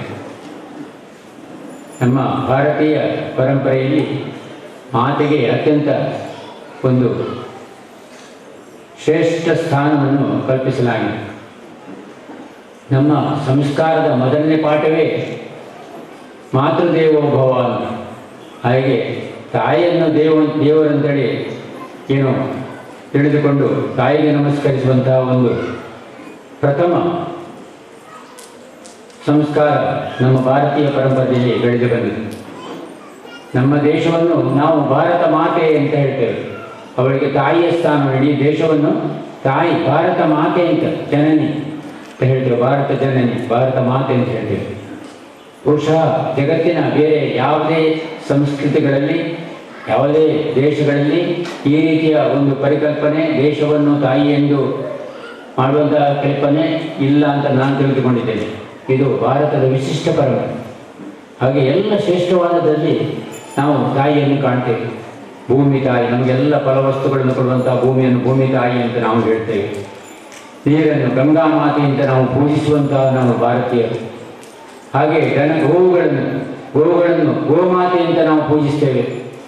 ಹೀಗೆ ಪ್ರತಿಯೊಂದರಲ್ಲೂ ಯಾವುದು ಶ್ರೇಷ್ಠವಾದದ್ದುಂಟು ಅಲ್ಲೆಲ್ಲ ತಾಯಿಯನ್ನು ನಾವು ಕಲ್ಪಿಸಿಕೊಂಡು ಮಾತೆ ಅಂತ ಪೂಜೆ ಮಾಡುವಂತಹ ಒಂದು ಶ್ರೇಷ್ಠ ಜನಾಂಗ ನಾವು ಭಾರತೀಯರು. ಇದು ನಮ್ಮ ಸನಾತನ ಧರ್ಮ ನಮಗೆ ಹೇಳಿಕೊಟ್ಟಂತಹ ಒಂದು ವಿಶಿಷ್ಟ ಪರಂಪರೆ. ಇನ್ಯಾವುದೇ ಧರ್ಮದಲ್ಲಿ ಈ ರೀತಿಯಂತಹ ಪ್ರಕೃತಿಯನ್ನು ಪೂಜಿಸುವಂತಹ ಈ ರೀತಿಯಂಥ ಇಲ್ಲ, ಇಂಥ ಒಂದು ಪರಿಕಲ್ಪನೆ ಇಲ್ಲ. ಇದು ನಮ್ಮ ಶ್ರೇಷ್ಠತೆ. ಹಾಗೆ ಇದನ್ನು ಗುರುಗಳು ಯಾಕಪ್ಪ ಇಲ್ಲಿ ಪ್ರತಿ ವರ್ಷ ಇದನ್ನು ಮಾಡ್ತಾರೆ, ಯಾವ ಉದ್ದೇಶಕ್ಕೆ ಮಾಡ್ತಾರೆ ಅಂತ ನಾವು ತಿಳಿದುಕೊಳ್ಬೇಕು. ಇದು ವರ್ಷಕ್ಕೊಮ್ಮೆ ಸಾಂಕೇತಿಕವಾಗಿ ಈ ಒಂದು ಪೂಜೆ ಮಾಡ್ತಾರೆ. ಮಾತೃಪೂಜೆ ಮಕ್ಕಳಿಂದ ಅವರವರ ತಾಯಿಯೊಂದಿಗೆ ಕೂತ್ಕೊಳಿಸಿ ಸರಿಯಾದ ರೀತಿಯಲ್ಲಿ ಪುರೋಹಿತರಿಂದ ಮಂತ್ರಗಳನ್ನು ಹೇಳಿ ಪಾದ ಪೂಜೆ ಮಾಡುವಂತಹ ಒಂದು ಕ್ರಮವನ್ನು ಇವತ್ತು ಪ್ರತಿ ವರ್ಷ ಈ ವರ್ಷ ಮಾಡಿದ್ದಾರೆ. ಮಕ್ಕಳಿಂದ ತಾಯಿಗೆ ಅರ್ಚನೆ ಮಾಡುವಂಥ ಎಲ್ಲ ವಿಧಿವತ್ತಾಗಿ ಇವತ್ತು ಮಾಡಿ ತೋರಿಸಿದ್ದಾರೆ. ಇದು ಸಾಂಕೇತಿಕ. ಇದು ಪ್ರತಿ ಮನೆಯಲ್ಲಿ ದಿನನಿತ್ಯವೂ ನಡಿಬೇಕು ಎಂಬುದು ಗುರುಗಳ ಉದ್ದೇಶ. ಪ್ರತಿನಿತ್ಯ ಇಷ್ಟಲ್ಲದಿದ್ದರೂ ಒಂದು ತಾಯಿಗೆ ನಮಸ್ಕರಿಸಿ, ದೇವರಿಗೆ ನಮಸ್ಕಾರ ಮಾಡಿ, ಗುರುಗಳಿಗೆ ನಮಸ್ಕಾರ ಮಾಡಿ, ತಾಯಿ ತಂದೆಯರಿಗೆ ನಮಸ್ಕಾರ ಮಾಡಿ ಮಕ್ಕಳು ಶಾಲೆಗೆ ಬರಬೇಕು. ಆವಾಗ ಆ ಒಂದು ಕಲಿತಂತಹ ವಿದ್ಯೆ ಅವರಿಗೆ ಹೆಚ್ಚು ಅವರಿಗೆ ಸಿಕ್ಕಲಿಕ್ಕೆ ಅವಕಾಶ ಸಿಗ್ತದೆ ಎಂಬ ಉದ್ದೇಶದಿಂದ ಗುರುಗಳು ಇದನ್ನು ಒಂದು ಸಾಂಕೇತಿಕವಾಗಿ ಈ ರೀತಿಯಲ್ಲಿ ಮಾಡ್ತಾರೆ. ಅಂದರೆ ಇದು ಪ್ರತಿನಿತ್ಯ ನಡಿಬೇಕೆಂಬುದು ಇದರ ಹಿಂದಿರುವ ಉದ್ದೇಶ. ನಮಗೆ ಈಗ ಮನೆಯಲ್ಲಿ ಮಕ್ಕಳಿಗೆ ಒಂದು ತಂದೆ ತಾಯಿಯನ್ನು ಗೌರವವನ್ನು ಕೊಡುವಂತಹ ಇದು ಸಂಪ್ರದಾಯ ಸ್ವಲ್ಪ ಕ್ಷೀಣ ಆಗ್ತಾ ಬರ್ತಾ ಇದೆ. ತುಂಬ ಕ್ಷೀಣ ಆಗ್ತದೆ. ಇದು ಆಗಬಾರ್ದು, ಈ ಕ್ಷೀಣ ಆಗಬಾರ್ದು. ಮತ್ತೆ ನಾವು ಇದನ್ನು ಬಲಪಡಿಸಬೇಕು. ಇಲ್ಲಿ ನಮ್ಮ ದೇಶಕ್ಕೆ, ನಮ್ಮ ಸಂಸ್ಕೃತಿಗೆಲ್ಲ ಅಪಾಯ ಉಂಟು. ಗುರುಹಿರಿಯರನ್ನು ಗೌರವಿಸುವುದು ಎಲ್ಲಿಗೆ ನಮಗೆ ತಪ್ತದೆ, ಎಲ್ಲಿ ನಾವು ಅದರಲ್ಲಿ ನಾವು ಫೇಲ್ ಆಗ್ತೇವೆ, ಮುಂದೆ ನಮಗೆ ಅಪಾಯ ಕಾದಿದೆ ಅಂತಲೇ. ನಮ್ಮ ಸಂಸ್ಕೃತಿ ಪತನ ಆಗಲಿಕ್ಕೆ ನಾವು ಬಿಡಬಾರ್ದು. ಸಂಸ್ಕೃತಿ ಇದ್ದರೆ ನಮ್ಮ ಸಮಾಜ, ದೇಶ ಎಲ್ಲಕ್ಕೂ ಅದನ್ನು ಉಳಿಸಿ ಬೆಳೆಸಿ ಅನ್ನುವಂಥದ್ದಕ್ಕೆ ಒಂದು ಜವಾಬ್ದಾರಿ ನಮಗಿದೆ. ಪ್ರತಿಯೊಬ್ಬರು ತಾಯಿಯಂದು ಕೂಡ ಇದನ್ನು ಮನೆಯಲ್ಲಿ ಸಣ್ಣ ಮಗುವಾಗಿದ್ದಾಗಲೇ ನೀವು ಅದನ್ನು ಮಾಡಿ, ಮತ್ತೆ ಪ್ರತಿ ವರ್ಷ ನಿರಂತರ ಇದನ್ನು ಮನೆಯಲ್ಲಿ ಮಕ್ಕಳಿಗೆ ಮತ್ತೆ ಮತ್ತೆ ಹೇಳಿಕೊಡ್ಬೇಕು. ಅದನ್ನು ಆ ದಾರಿ ತಪ್ಪದಾಗಿ, ಅದು ಬಿಡುವ ಆ ದಾರಿ ತಪ್ಪದಾಗಿ ನಾವು ನೋಡಿಕೊಳ್ಳಬೇಕು. ಆಗ ಮಕ್ಕಳು ಒಳ್ಳೆ ಪ್ರಜೆಗಳಾಗಿ, ಸತ್ಪ್ರಜೆಗಳಾಗಿ, ಒಂದು ಪ್ರಜ್ಞಾವಂತ ನಾಗರಿಕರಾಗಿ ಬೆಳೆದು ಒಂದು ಭವ್ಯ ಭಾರತವನ್ನು ಏನು ನಮ್ಮ ಕಟ್ಟುವ ಕನಸುಂಟು ಅದು ಸಾಕಾರ ಆಗ್ತದೆ. ಹೀಗೆ ಸ್ವಾಮೀಜಿಯವರಲ್ಲಿ ಆ ದೇಶವನ್ನು ಕಟ್ಟುವಂಥ, ಭವ್ಯ ಭಾರತವನ್ನು ನಿರ್ಮಾಣ ಮಾಡುವಂಥ ಎಲ್ಲ ವಿಷಯಗಳು ಸ್ವಾಮೀಜಿಯವರ ಪ್ರತಿಯೊಂದು ಕಾರ್ಯಕ್ರಮದಲ್ಲಿ ವಿಶ್ವವಿದ್ಯಾಪೀಠ ಇರ್ಬೋದು, ನಮ್ಮ ಗ್ರಾಮ ವಿಕಾಸ ಇರ್ಬೋದು, ನಮ್ಮ ವಿವಿಧ ದೇಶ ಸಹಕಾರಿ ಇರ್ಬೋದು, ನಮ್ಮ ITI ಇರ್ಬೋದು, ಎಲ್ಲದರಲ್ಲಿ ಕೂಡ ಇದನ್ನೆಲ್ಲ ಸರಿಯಾಗಿ ನೀವು ಅದನ್ನು ಅವಲೋಕಿಸಿದರೆ ಒಂದು ಉತ್ತಮ ಸಮಾಜದ ನಿರ್ಮಾಣದ ಮೂಲಕ ಒಂದು ದೇಶವನ್ನು ಕಟ್ಟುವಂಥ ಒಂದು ಅದ್ಭುತ ಕೆಲಸವನ್ನು ಸ್ವಾಮೀಜಿಯವರು ಸದ್ದಿಲ್ಲದೆ ಮಾಡ್ತಾ ಇದ್ದಾರೆ. ಇದರಲ್ಲಿ ನಾವೆಲ್ಲರೂ ಕೈ ಜೋಡಿಸಿದರೆ ನಾವು ಅದನ್ನು ಸಾಕಾರ ಮಾಡಲಿಕ್ಕೆ ಸಾಧ್ಯ ಉಂಟು. ಅದಕ್ಕೆ ನಾವೆಲ್ಲರೂ ಕೈ ಜೋಡಿಸುವ ಈ ಕಾರ್ಯಕ್ರಮ ಇಲ್ಲಿಗೆ ಮುಗಿಯದೆ ಇದು ಮನೆಯಲ್ಲಿ ನಿರಂತರ ನಡೆಯಲಿ ಎಂಬಂಥ ಆಶಯದೊಂದಿಗೆ ನನ್ನ ಮಾತನ್ನು ನಿಲ್ಲಿಸ್ತೇನೆ. ಜೈ ಗುರುದೇವ್. ಜಟಾಧರಂ ಪಾಂಡುರಂಗಂ ಶೂಲಹಸ್ತಂ ಕೃಪಾನಿಧಿಂ ಸರ್ವ ರೋಗಹರಂ ದೇವಂ ದತ್ತಾತ್ರೇಯಮಹಂ ಭಜೆ.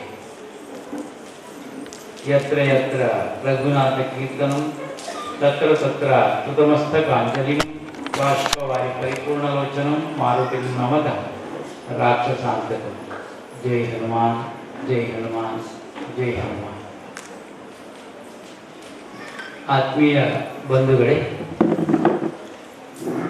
ನಾವೆಲ್ಲ ವಿಶೇಷವಾದ ಒಂದು ಕಾರ್ಯಕ್ರಮದಲ್ಲಿ ಭಾಗವಹಿಸ್ತಾ ಇದ್ದೇವೆ. ಒಂದು ಮಾತೃ ಪೂಜನ, ಇನ್ನೊಂದು ಮಕ್ಕಳ ಹುಟ್ಟುಹಬ್ಬದ ಸಂಭ್ರಮ.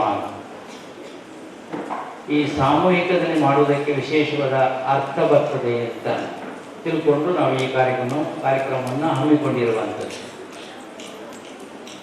ನೀವೆಲ್ಲ ಪ್ರಯಾಗರಾಜದಲ್ಲಿ ಒಂದಷ್ಟು ತ್ರಿವೇಣಿ ಸಂಗಮದ ವೈಭವವನ್ನು ಮಾಧ್ಯಮವೋ ಪತ್ರಿಕೆಯೋ ಹೀಗೆಲ್ಲ ನೋಡಿರ್ಲಿಕ್ಕೆ ಸಾಕು. ಪ್ರತ್ಯಕ್ಷವಾಗಿ ಅನುಭವಿಸಿದವರು ನಮ್ಮ ಜೊತೆಗಿದ್ದಾರೆ. ಯಾಕಂದ್ರೆ ನಮ್ಮ ಉಪಾಧ್ಯಾಯರನ್ನು ಹೇಳಿಕ್ಕೆ ನಾನು ಇಚ್ಛೆ ಪಡ್ತೇನೆ. ಅವರು ತ್ರಿವೇಣಿ ಸಂಗಮದಲ್ಲಿ ಮುಳುಗಿ ಒಂದಷ್ಟು ತೀರ್ಥವನ್ನು ಇಲ್ಲಿ ಒಪ್ಪಿಸಿದ್ದಾರೆ ಆರಂಭದ ದಿನದಲ್ಲಿ. ಇವತ್ತು ತ್ರಿವೇಣಿ ಸಂಗಮದ ಅಲ್ಲಿ ಒಂದಷ್ಟು ವಿಶೇಷತೆ ಆದರೆ ಇಲ್ಲಿಯೂ ಒಂದು ತ್ರಿವೇಣಿ ಸಂಗಮ ಆಗಿದೆ ಅಂತ ನಾವು ತಿಳ್ಕೊಳ್ಬೇಕು.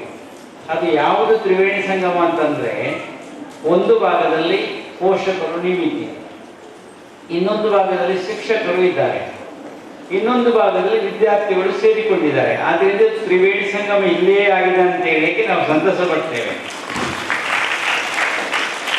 ತ್ರಿವೇಣಿ ಅನ್ನೋದಕ್ಕೆ ಮೂರು ಜೊತೆ ಸೇರುವುದು ಅಂತ ಕೂಡ ಅರ್ಥ ಉಂಟು. ಅಲ್ಲಿ ಮೂರು ನದಿಗಳ ಸೇರುವಿಕೆಯಾದ್ರೆ ಇಲ್ಲಿ ಮೂರು ರೀತಿಯಲ್ಲಿ ನಾವು ಸೇರಿರುವಂತ ಒಂದು ಸಂಭ್ರಮ.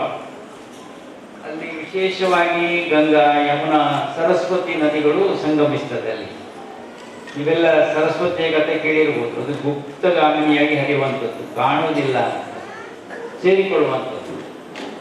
ಅದರ ಉಗಮ ಸ್ಥಾನಕ್ಕೆ ಹೋದ್ರೆ ಗೊತ್ತಾಗ್ತದೆ ಏನೆಲ್ಲ ಅನುಭವ ಆಗಿದೆ, ಆಗಬಹುದು ಅನ್ನೋದನ್ನು ನಾವು ನೋಡ್ಲಿಕ್ಕೆ ಸಾಧ್ಯತೆ ಆಗಿದೆ.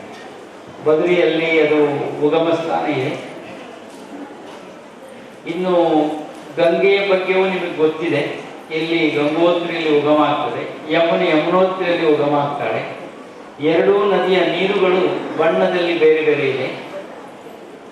ಆದರೆ ಆ ಯಮನ ತಂಗಿಯಾಗಿರುವುದರಿಂದ ಯಮುನೆ ಅದು ನೀಲವರ್ಣದಲ್ಲಿದ್ದರೆ, ಗಂಗೆ ಅನ್ನುವಾಗ ರಭಸದಲ್ಲಿ ಹರಿಯುವುದರಿಂದ ಸ್ವಲ್ಪ ಬಣ್ಣವನ್ನು ಬದಲಿಸಿಕೊಳ್ತದೆ, ಜೋರಾಗಿ ಹರಿಯುವಂಥದ್ದು, ರಭಸದಿಂದ ಹರಿಯುವಂಥದ್ದು.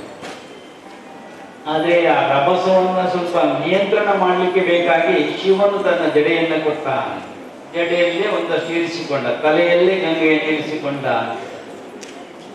ಇವತ್ತು ನಮಗೆಲ್ಲ ಬೇಕಾಗಿರುವಂಥದ್ದು ಭಾರತೀಯ ಪರಂಪರೆಯ ಬಗ್ಗೆ ಒಂದಷ್ಟು ಕಣ್ಣು ಓಡಿಸಬೇಕು, ಬೆಳಕು ಚೆಲ್ಲಬೇಕು ಅನ್ನುವ ದೃಷ್ಟಿಯಲ್ಲಿ ಈ ಕಾರ್ಯಕ್ರಮದ ಆಯೋಜನೆ ಆಗಿದೆ. ಮಾತೃ ಅನ್ನುವಂಥದ್ದು ಮೂಲವಾಗಿರುವಂಥ ವಿಷಯ. ಮಾತೃ ಅನ್ನೋದಕ್ಕೆ ಮಾತೃತ್ವ ಸೇರಿಕೊಂಡಾಗ ಮಾತ್ರ ಅದು ಮಾತಿಗೆ ಬಲ ತುಂಬುವುದು. ತಾಯಿ ಅಂತಾಗ ತಾಯಿತನ ಅಂತ ಇದೆ. ಈ ಮಗುವಿಗೆ ಮತ್ತೆ ತಾಯಿಗಿರುವಂತ ಒಂದು ಸಂಬಂಧ ಇದೆ ನೋಡಿ, ಅದನ್ನು ಏನ್ ಹೇಳ್ತಾರೆ, ಅದಕ್ಕೆ ವಾತ್ಸಲ್ಯ ಅಂತ ಹೆಸರಿ. ಈ ತಾಯಿಯಲ್ಲಿ ಎರಡು ಗುಣವಿರಬೇಕು. ಒಂದು ಭಯ ಹುಟ್ಟಿಸುವಂಥದ್ದು ಮಕ್ಕಳಲ್ಲಿ. ಭಯ ಅಂದರೆ ಹಾಗೇನಲ್ಲ, ಗಡಿಬಿಡಿ ಆಗಬೇಡಿ. ಪ್ರೀತಿಯೂ ಬೇಕು, ಭೀತಿಯೂ ಬೇಕು. ಮಕ್ಕಳನ್ನು ನಿಯಂತ್ರಣ ಮಾಡಲಿಕ್ಕೆ ಒಂದಷ್ಟು ನಮ್ಮಲ್ಲಿ ನಾವು ಸ್ವಲ್ಪ ಗದರಿಸುವಂಥದ್ದೆಲ್ಲ ಬೇಕಾಗ್ತದೆ. ಆದರೆ ಎಷ್ಟು ಗದರಿಸ್ತಿರೋ ಅದಕ್ಕಿಂತ ಹೆಚ್ಚಿನದ್ದು ಅಂತರಂಗದಲ್ಲಿ ಪ್ರೀತಿಯೂ ಬೇಕು. ಅದು ತಿದ್ದುವ ಕೆಲಸ ಆಗ್ತದೆ ಆವಾಗ. ಈ ಗುದ್ದುವುದನ್ನು ತಿದ್ದುವುದು ಅಂತ ನಾವು ತಿಳ್ಕೊಂಡ್ರೆ ಅಲ್ಲಿ ಪರಿವರ್ತನೆಗೆ ದಾರಿ ಆಗ್ತದೆ ಮಕ್ಕಳಿಗೆ. ಈಗೆಲ್ಲ ದಾರಿ ತಪ್ಪುತ್ತಿರುವಂಥದ್ದು ಎಲ್ಲಿಂತಂದ್ರೆ, ಈಗಾಗಲೇ ನೀವು ಕೇಳಿದ್ದೀರಿ, ಈಗ ಹುಡುಗ ಇಲ್ಲದಾಗ ಎಲ್ಲೋ ಹೋದ, ಅದು ಕೂಡ PUC ಹುಡುಗ, ಏನೆಲ್ಲ ಆಯಿತು, ಬೇರೆ ಬೇರೆ ವಿಚಾರಗಳು, ಸರಿಯಾದ ಸತ್ಯ ಹೊರಗೆ ಬರೋದಿಲ್ಲ. ಇದೆಲ್ಲ ನೋಡಿದರೆ ಮಕ್ಕಳಿಗೆ ಸಂಸ್ಕಾರದ ಅಂಶ ಕೊರತೆ ಇದೆ ಅಂತ ಕಾಣ್ತದೆ. ಆದರೆ ಈ ಸಂಸ್ಕಾರವನ್ನು ಎಲ್ಲಿಂದ ನಾವು ಶುರು ಮಾಡಬೇಕು? ಅದು ಮನೆಯಿಂದಲೇ ಆರಂಭ ಆಗಬೇಕು. ಮನೆಯ ಮೊದಲ ಪಾಠಶಾಲೆ, ಜನನಿ ತಾನೇ ಮೊದಲ ಗುರು ಆಗಬೇಕು. ಆಗ ಅದೆಲ್ಲ ಕಾರ್ಯರೂಪಕ್ಕೆ ಬರಲಿಕ್ಕೆ ಸಾಧ್ಯತೆ ಇದೆ.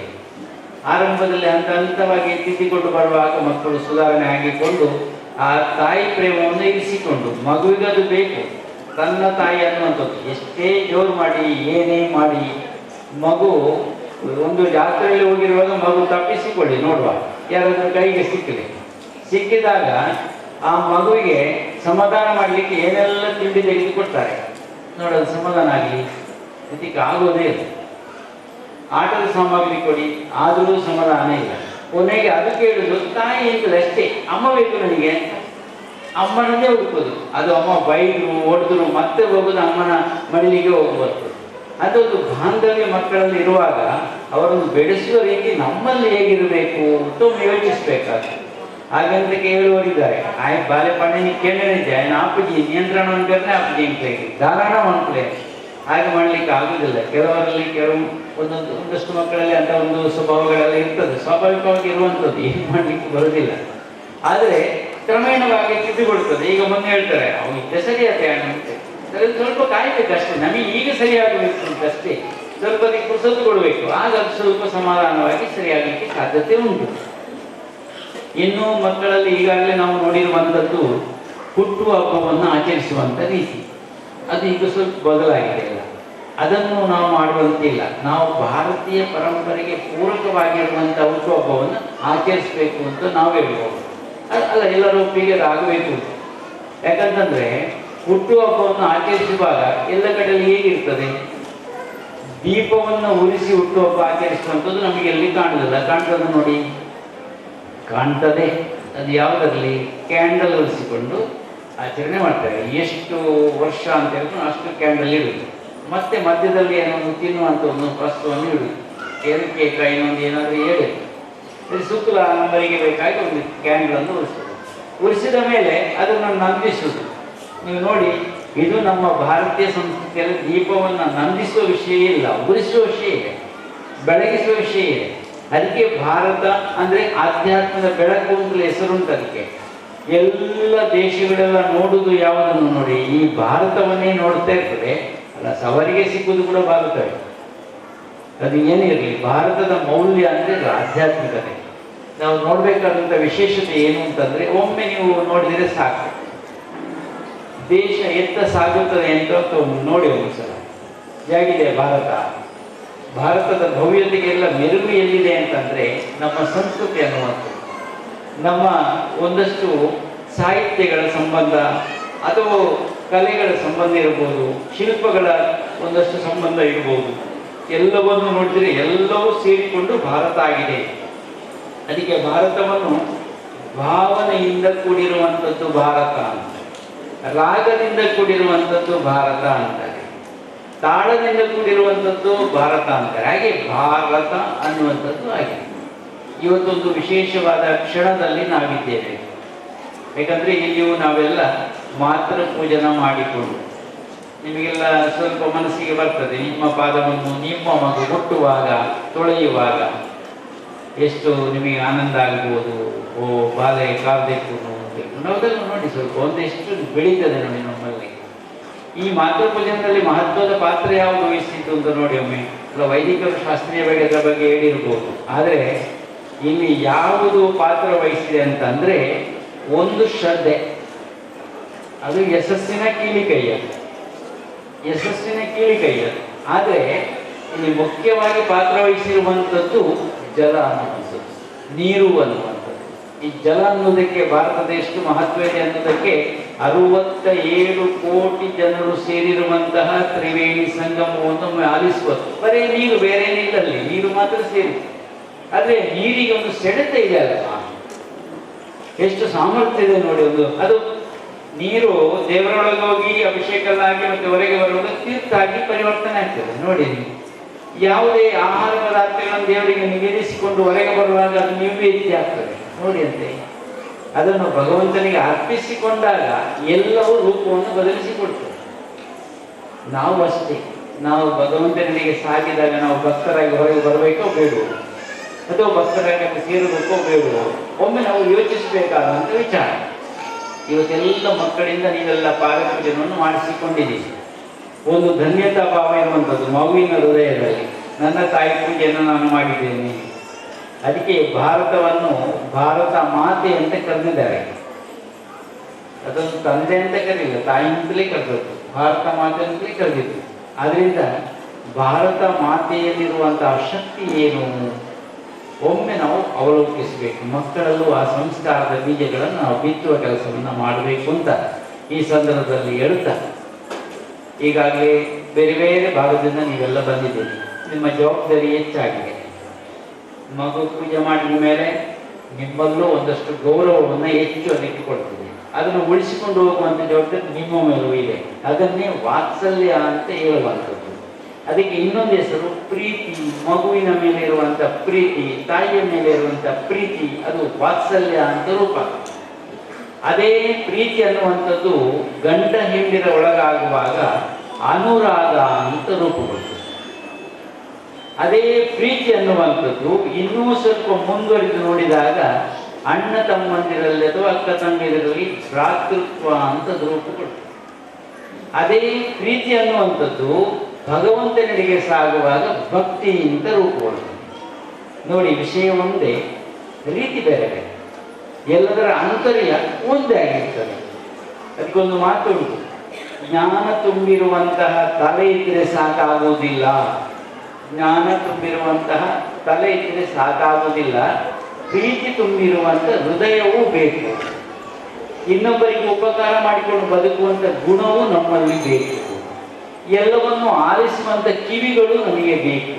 ಆಗ ಮಾತ್ರ ಅದು ಒಂದಷ್ಟು ಸಂಭ್ರಮವಾಗಿ ಬೆಳೀಲಿಕ್ಕೆ ಸಾಧ್ಯತೆ ಇದೆ, ಸಮೃದ್ಧವಾಗಿ ಬೆಳೀಲಿಕ್ಕೆ ಸಾಧ್ಯತೆ ಇದೆ. ಈಗ ಜಗತ್ತಿನಲ್ಲಿ ನೋಡಿ ನೀವು, ಕೃತ, ತ್ರೇತ, ದ್ವಾಪರ, ಕಲಿ ಅಂತ 4 ಯುಗಗಳಿದ್ದಾವೆ. ಈ ತ್ರೇತಾಯುಗಕ್ಕಿಂತ ಮೊದಲಿರುವಂಥವು ಈ ಕೃತಯುಗ ಅಂತ ಅದಕ್ಕೆ ಹೇಳ್ತಾರೆ, ಸತ್ಯಯುಗ ಅಂತ ಹೆಸರಿತ್ತು ಅದಕ್ಕೆ. ಆ ಕಾಲದಲ್ಲಿ, ಆ ಯುಗದಲ್ಲಿ ದೇವಲೋಕ ಅಂತ ಒಂದಿತ್ತು, ಅಸುರಲೋಕ ಅಂತ ಒಂದಿತ್ತು. ಈ ಯಕ್ಷಗಾನದಲ್ಲಿ ಬರ್ತದೆ ನೋಡಿ, ಸುರಾಸುರ ಯುದ್ಧಗಳೆಲ್ಲ ಆಗಿರ್ತದೆ. ಬೇರೆ ಬೇರೆ ವಿಭಿನ್ನವಾದ ಲೋಕವೇ ಬೇರೆ ಬೇರೆ, 2 ಲೋಕಗಳು ಬೇರೆ, ಒಂದು ಅಸುರರು ಒಂದು ಸುರರ ಲೋಕ. ಅದೇ ತ್ರೇತಾಯುಗಕ್ಕೆ ಬರುವಾಗ ಸ್ವಲ್ಪ ಪರಿವರ್ತನೆ ಇದೆ. ಒಂದೇ ಲೋಕದಲ್ಲಿ ಇರುವರು ರಾಮ ಮತ್ತೆ ರಾವಣ, ಒಂದೇ ಲೋಕದಲ್ಲಿ. ನೀವು ನೋಡಿರ್ಬೋದು ಯಾವುದಕ್ಕೆ ಜಯ ಆಗಿದೆ ಅಂತ ನೋಡ್ಬೋದು ನೀವು. ರಾಮನಿಗೆ ಜಯ ಆಗಿರುವಂಥದ್ದು, ರಾವಣನಲ್ಲಿ ಏನೇ ತಾಕತ್ತಿದ್ರು ಅವನಿಗೆ ಜಯ ಆಗಲೇ ಇಲ್ಲ. ಯಾಕೆ ಆಗಲಿಲ್ಲ ಅಂತಂದ್ರೆ ಧರ್ಮ ಅವನ ಹತ್ರ ಇಲ್ಲ. ಅದನ್ನು ಇನ್ನೂ ಹೇಳ್ತಾರೆ, ವಿಸ್ತಾರವಾಗಿ ಹೇಳ್ಬೋದು. ಯಾಕಂತಂದ್ರೆ ರಾಮ ಮತ್ತೆ ರಾವಣ ಅನ್ನುವಾಗ ಈ ರಾಮ ಮಾಡಿರುವಂತ ಕಾರ್ಯ ಯಾವುದು ಅಂತಂದ್ರೆ ಚಂಚಲವಾಗುವುದಕ್ಕೆ ಮನಸ್ಸಿಗೆ ನಾವು ಕಪಿ ಅಂತ ಹೇಳ್ತೇವೆ. ಆ ಕಪಿಗಳನ್ನೇ ಪರಿವರ್ತನೆ ಮಾಡಿ ತನ್ನ ಸೈನ್ಯದಲ್ಲಿ ಸೇರಿಸಿಕೊಂಡು ಯುದ್ಧವನ್ನು ಮಾಡಿ ವಿಜಯಿಯಾಗಿದ್ದಾರಲ್ವ. ಇದು ಏನು ತಾಕಂತ ಒಮ್ಮೆ ನೋಡಿ ನೀವು. ಇದರ ಹಿಂದಿರುವಂಥ ಶಕ್ತಿ ಏನು? ಅದಕ್ಕೆ ರಾಮ ಅನ್ನುವಂಥ ನಾಮಕ್ಕೆ ಇರುವಂಥ ಶಕ್ತಿ. ಇವತ್ತು ಆ ತ್ರೇತಾಯುಗದಿಂದ ನಾವು ಸ್ವಲ್ಪ ಈಚೆಗೆ ಬರುವ ದ್ವಾಪರದಲ್ಲಿ ಏನಾಯ್ತು ನೋಡಿ. ಆರಂಭದಲ್ಲಿ ವಿಭಿನ್ನ ಲೋಕಗಳು, ಆದರೆ ಈಚೆಗೆ ಬರುವಾಗ ವಿಷಯಗಳು ಪರಿವರ್ತನೆ ಆಯಿತು. ನೋಡಿದಿರಲ್ವ ನೀವು, ಒಂದೇ ಲೋಕದಲ್ಲಿ ಇರುವರು. ಅದರಿಂದ ಈಚೆ ದ್ವಾಪರಕ್ಕೆ ಬರುವಾಗ ಒಂದೇ ಮನೆಯಲ್ಲಿ ಇರುವರು. ಕೌರವರು ಪಾಂಡವರು ಒಂದೇ ಮನೆಯಲ್ಲಿ.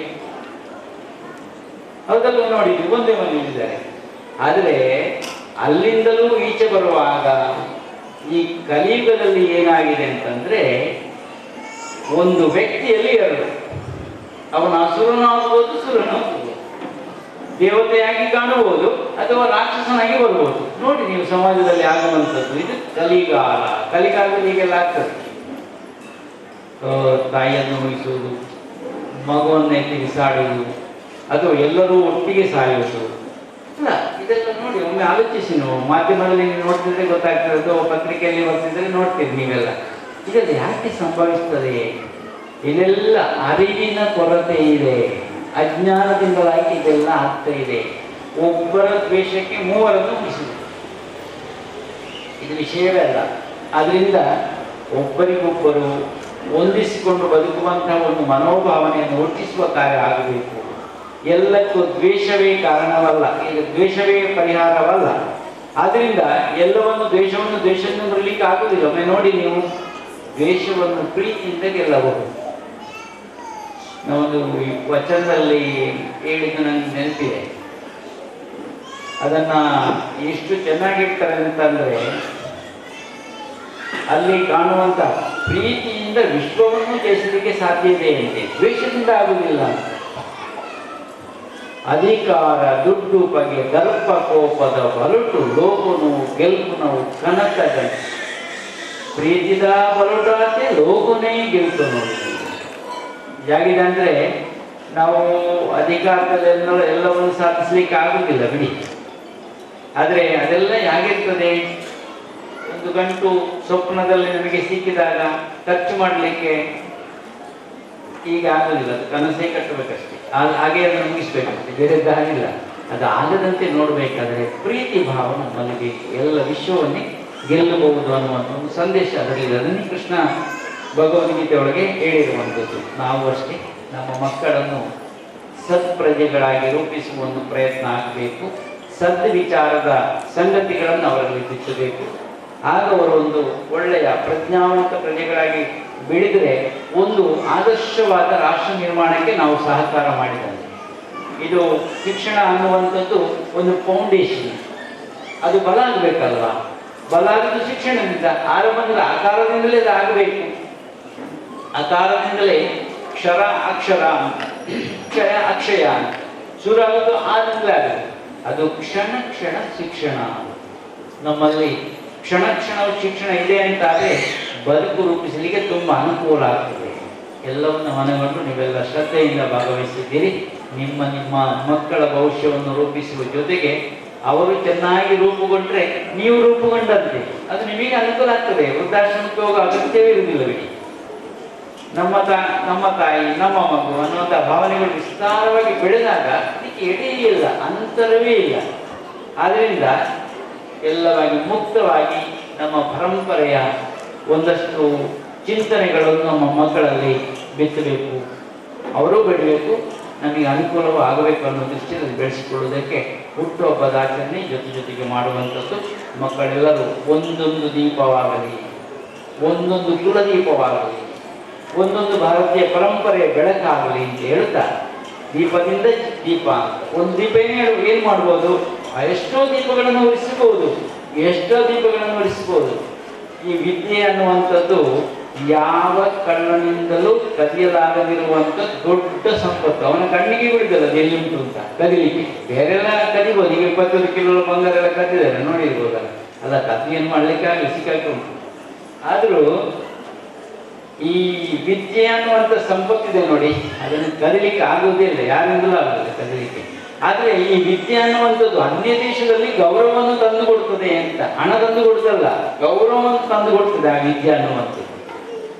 ಆದ್ರಿಂದ ಆ ವಿಶೇಷವಾಗಿರುವಂಥ ವಿದ್ಯೆ ಎನ್ನುವ ಸಂಪತ್ತನ್ನು ನಾವೆಲ್ಲ ಬೆಳೆಸುವ.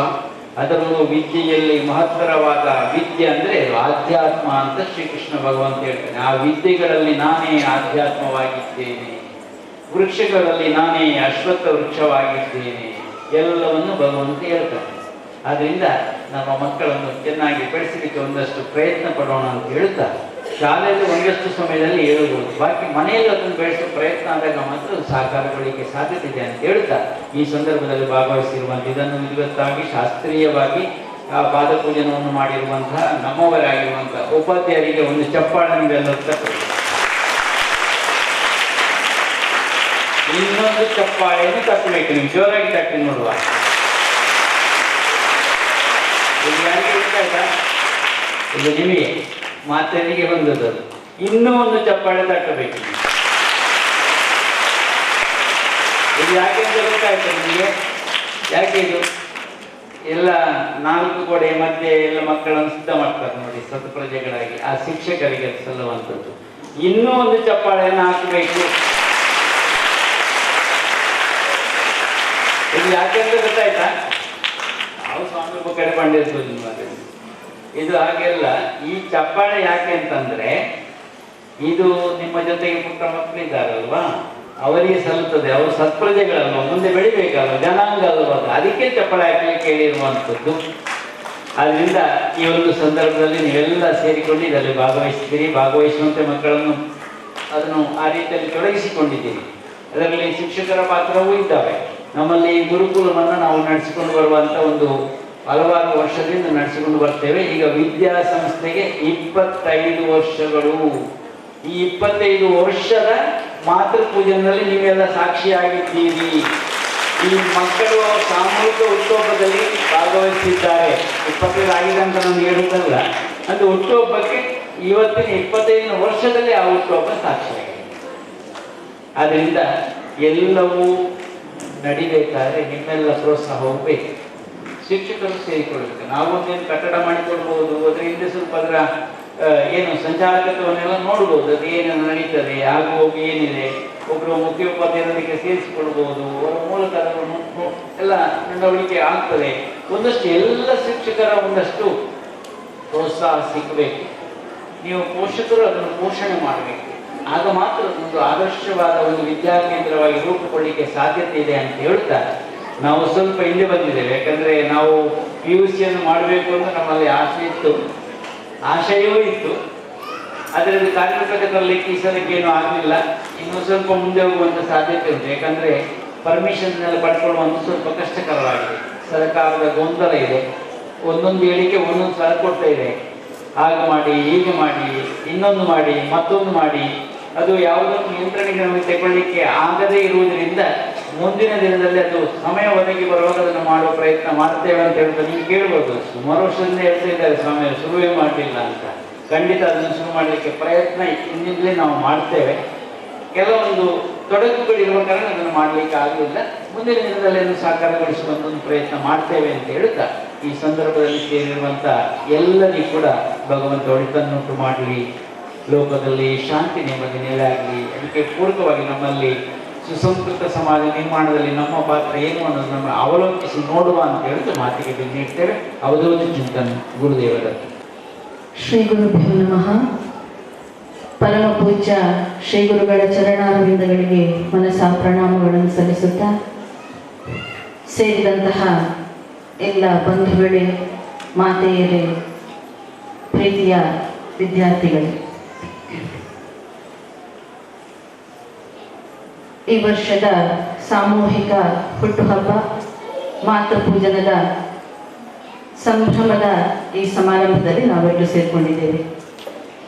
ಪೂಜ್ಯರು ಮಾತಾಡಿದ ಮೇಲೆ ಮಾತಾಡುವಂತಹ ಅವಶ್ಯಕತೆ ಇಲ್ಲ, ಆದರೂ ಒಂದೆರಡು ಮಾತು ಮಾತಾಡಬೇಕು ಅಂತ ಹೇಳಿದರು. ಮಾತೃಪೂಜನದ ಪ್ರಾರಂಭದಲ್ಲಿ ನಮ್ಮ ಆತ್ಮೀಯರಾದಂತಹ ವೈದಿಕರು, ಉಪಾಧ್ಯಾಯರು ಬಹಳ ಸುಂದರವಾಗಿ, ಭಾವಪೂರ್ಣವಾಗಿ, ಭಕ್ತಿಯುತವಾಗಿ ಮಾತೃಪೂಜನವನ್ನು ನೆರವೇರಿಸಿದ್ರು. ಬರೀ ಪೂಜೆಯನ್ನು ಮಾಡದೆ ಆ ಪೂಜೆಯ ಅಂತರಾರ್ಥದ ತಿಳುವಳಿಕೆ ಮೂಲಕ ನಮ್ಮೆಲ್ಲರ ಆ ಮಾತೃತ್ವದ ಉದ್ದೇಶ, ನಮ್ಮ ಜವಾಬ್ದಾರಿ, ಆ ಭಾವನೆಯನ್ನು ನಮ್ಮೆಲ್ಲರ ಮುಂದಿಟ್ಟದಕ್ಕಾಗಿ ನಾನು ಅವರಿಗೆ ಪ್ರಥಮವಾಗಿ ಅಭಿನಂದನೆಗಳನ್ನು ಸಲ್ಲಿಸ್ತಾ ಇದ್ದೇನೆ.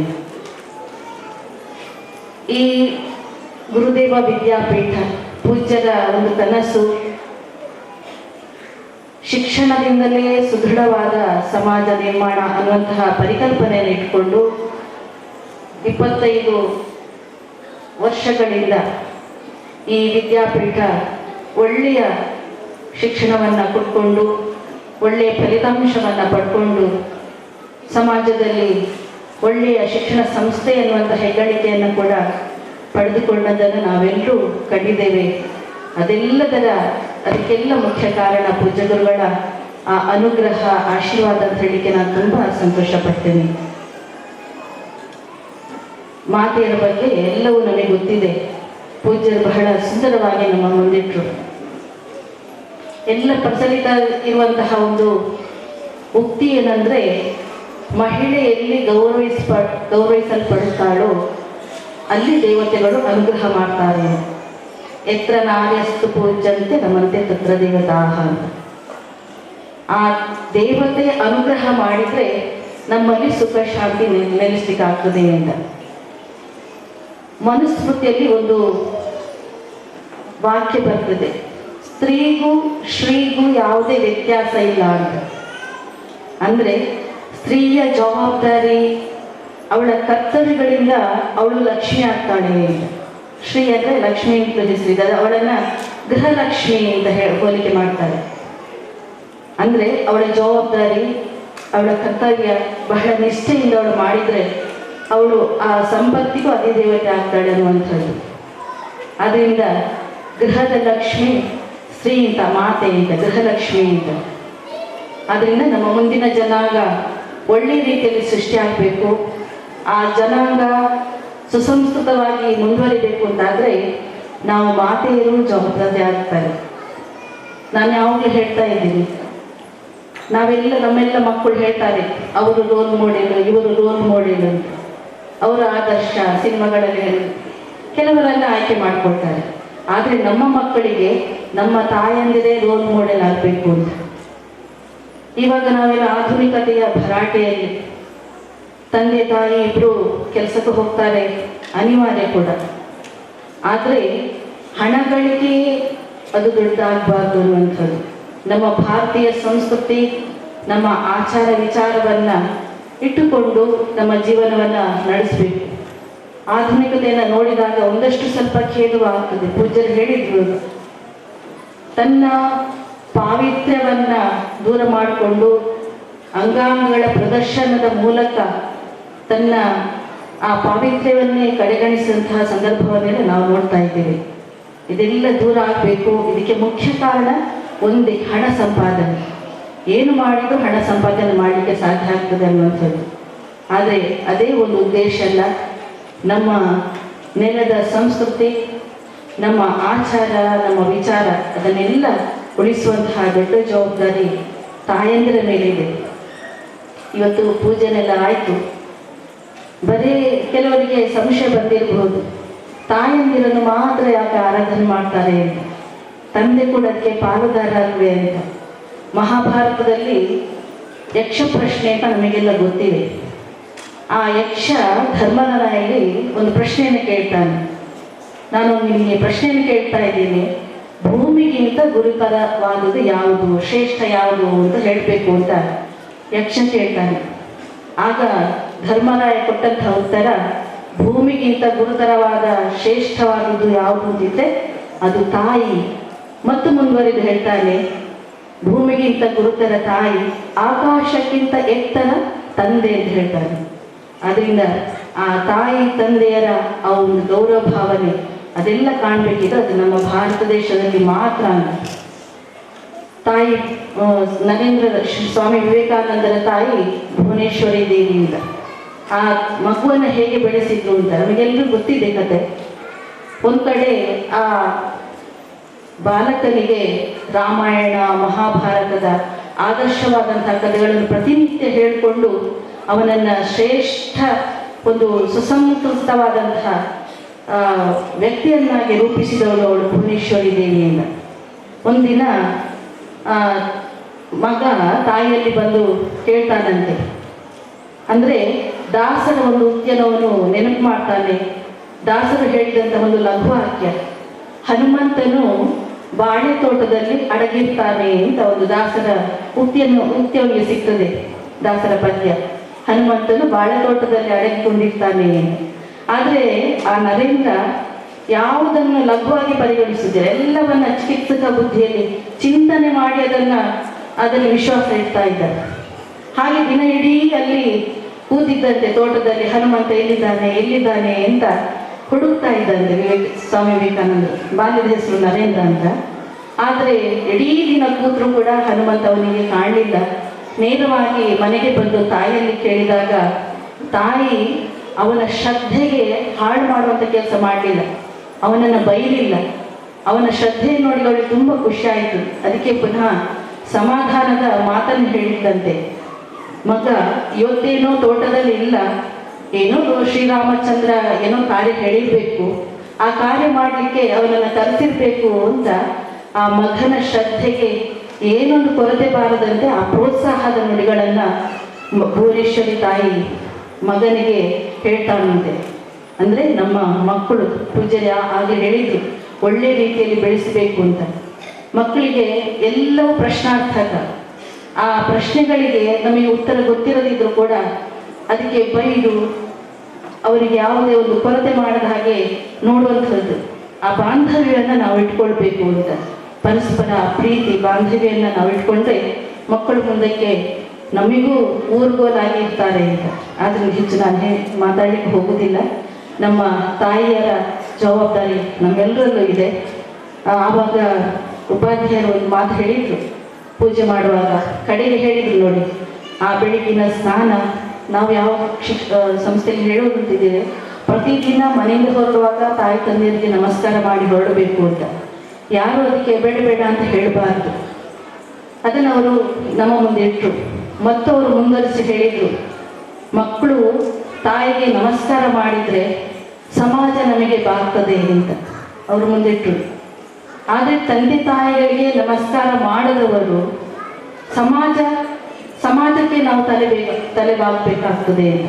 ಆದ್ದರಿಂದ ಅಂತಹ ಪೂಜ್ಯ ಒಂದು ಸಾನ್ನಿಧ್ಯ ನೀವೆಲ್ಲ ಇವತ್ತು ಸೇರ್ಕೊಂಡಿದ್ದೀರಿ. ತಾಯಂದಿರಲ್ಲ ಜಗನ್ಮಾತೆಯ ಅಂಶ ಅಂತ.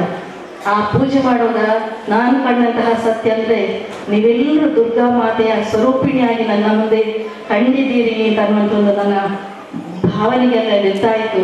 ತುಂಬ ಖುಷಿಯಾಯಿತು, ಮನಸ್ಸಿಗೆ ಆನಂದವಾಯಿತು. ಇಲ್ಲಿ ಒಂದು ಸ್ತ್ರೀ ದುರ್ಗೆಯ ಆರಾಧನೆಯು ಆಯಿತು ಅಂತ ಹೇಳಿಕೆ ನಾನು ತುಂಬ ಸಂತೋಷ ಪಡ್ತೇನೆ. ಆದ್ದರಿಂದ ಸೇರಿದ ಎಲ್ಲರಿಗೂ, ವಿದ್ಯಾರ್ಥಿಗಳಿಗೂ ಮಾತೆಯರಿಗೂ ಆ ಗುರುಗಳ ಶ್ರೀರಕ್ಷೆಯಲ್ಲಿ ಭಗವಂತನ ಅನುಗ್ರಹ ಸದಾ ನಿಮ್ಮ ಮೇಲಿರಲಿ.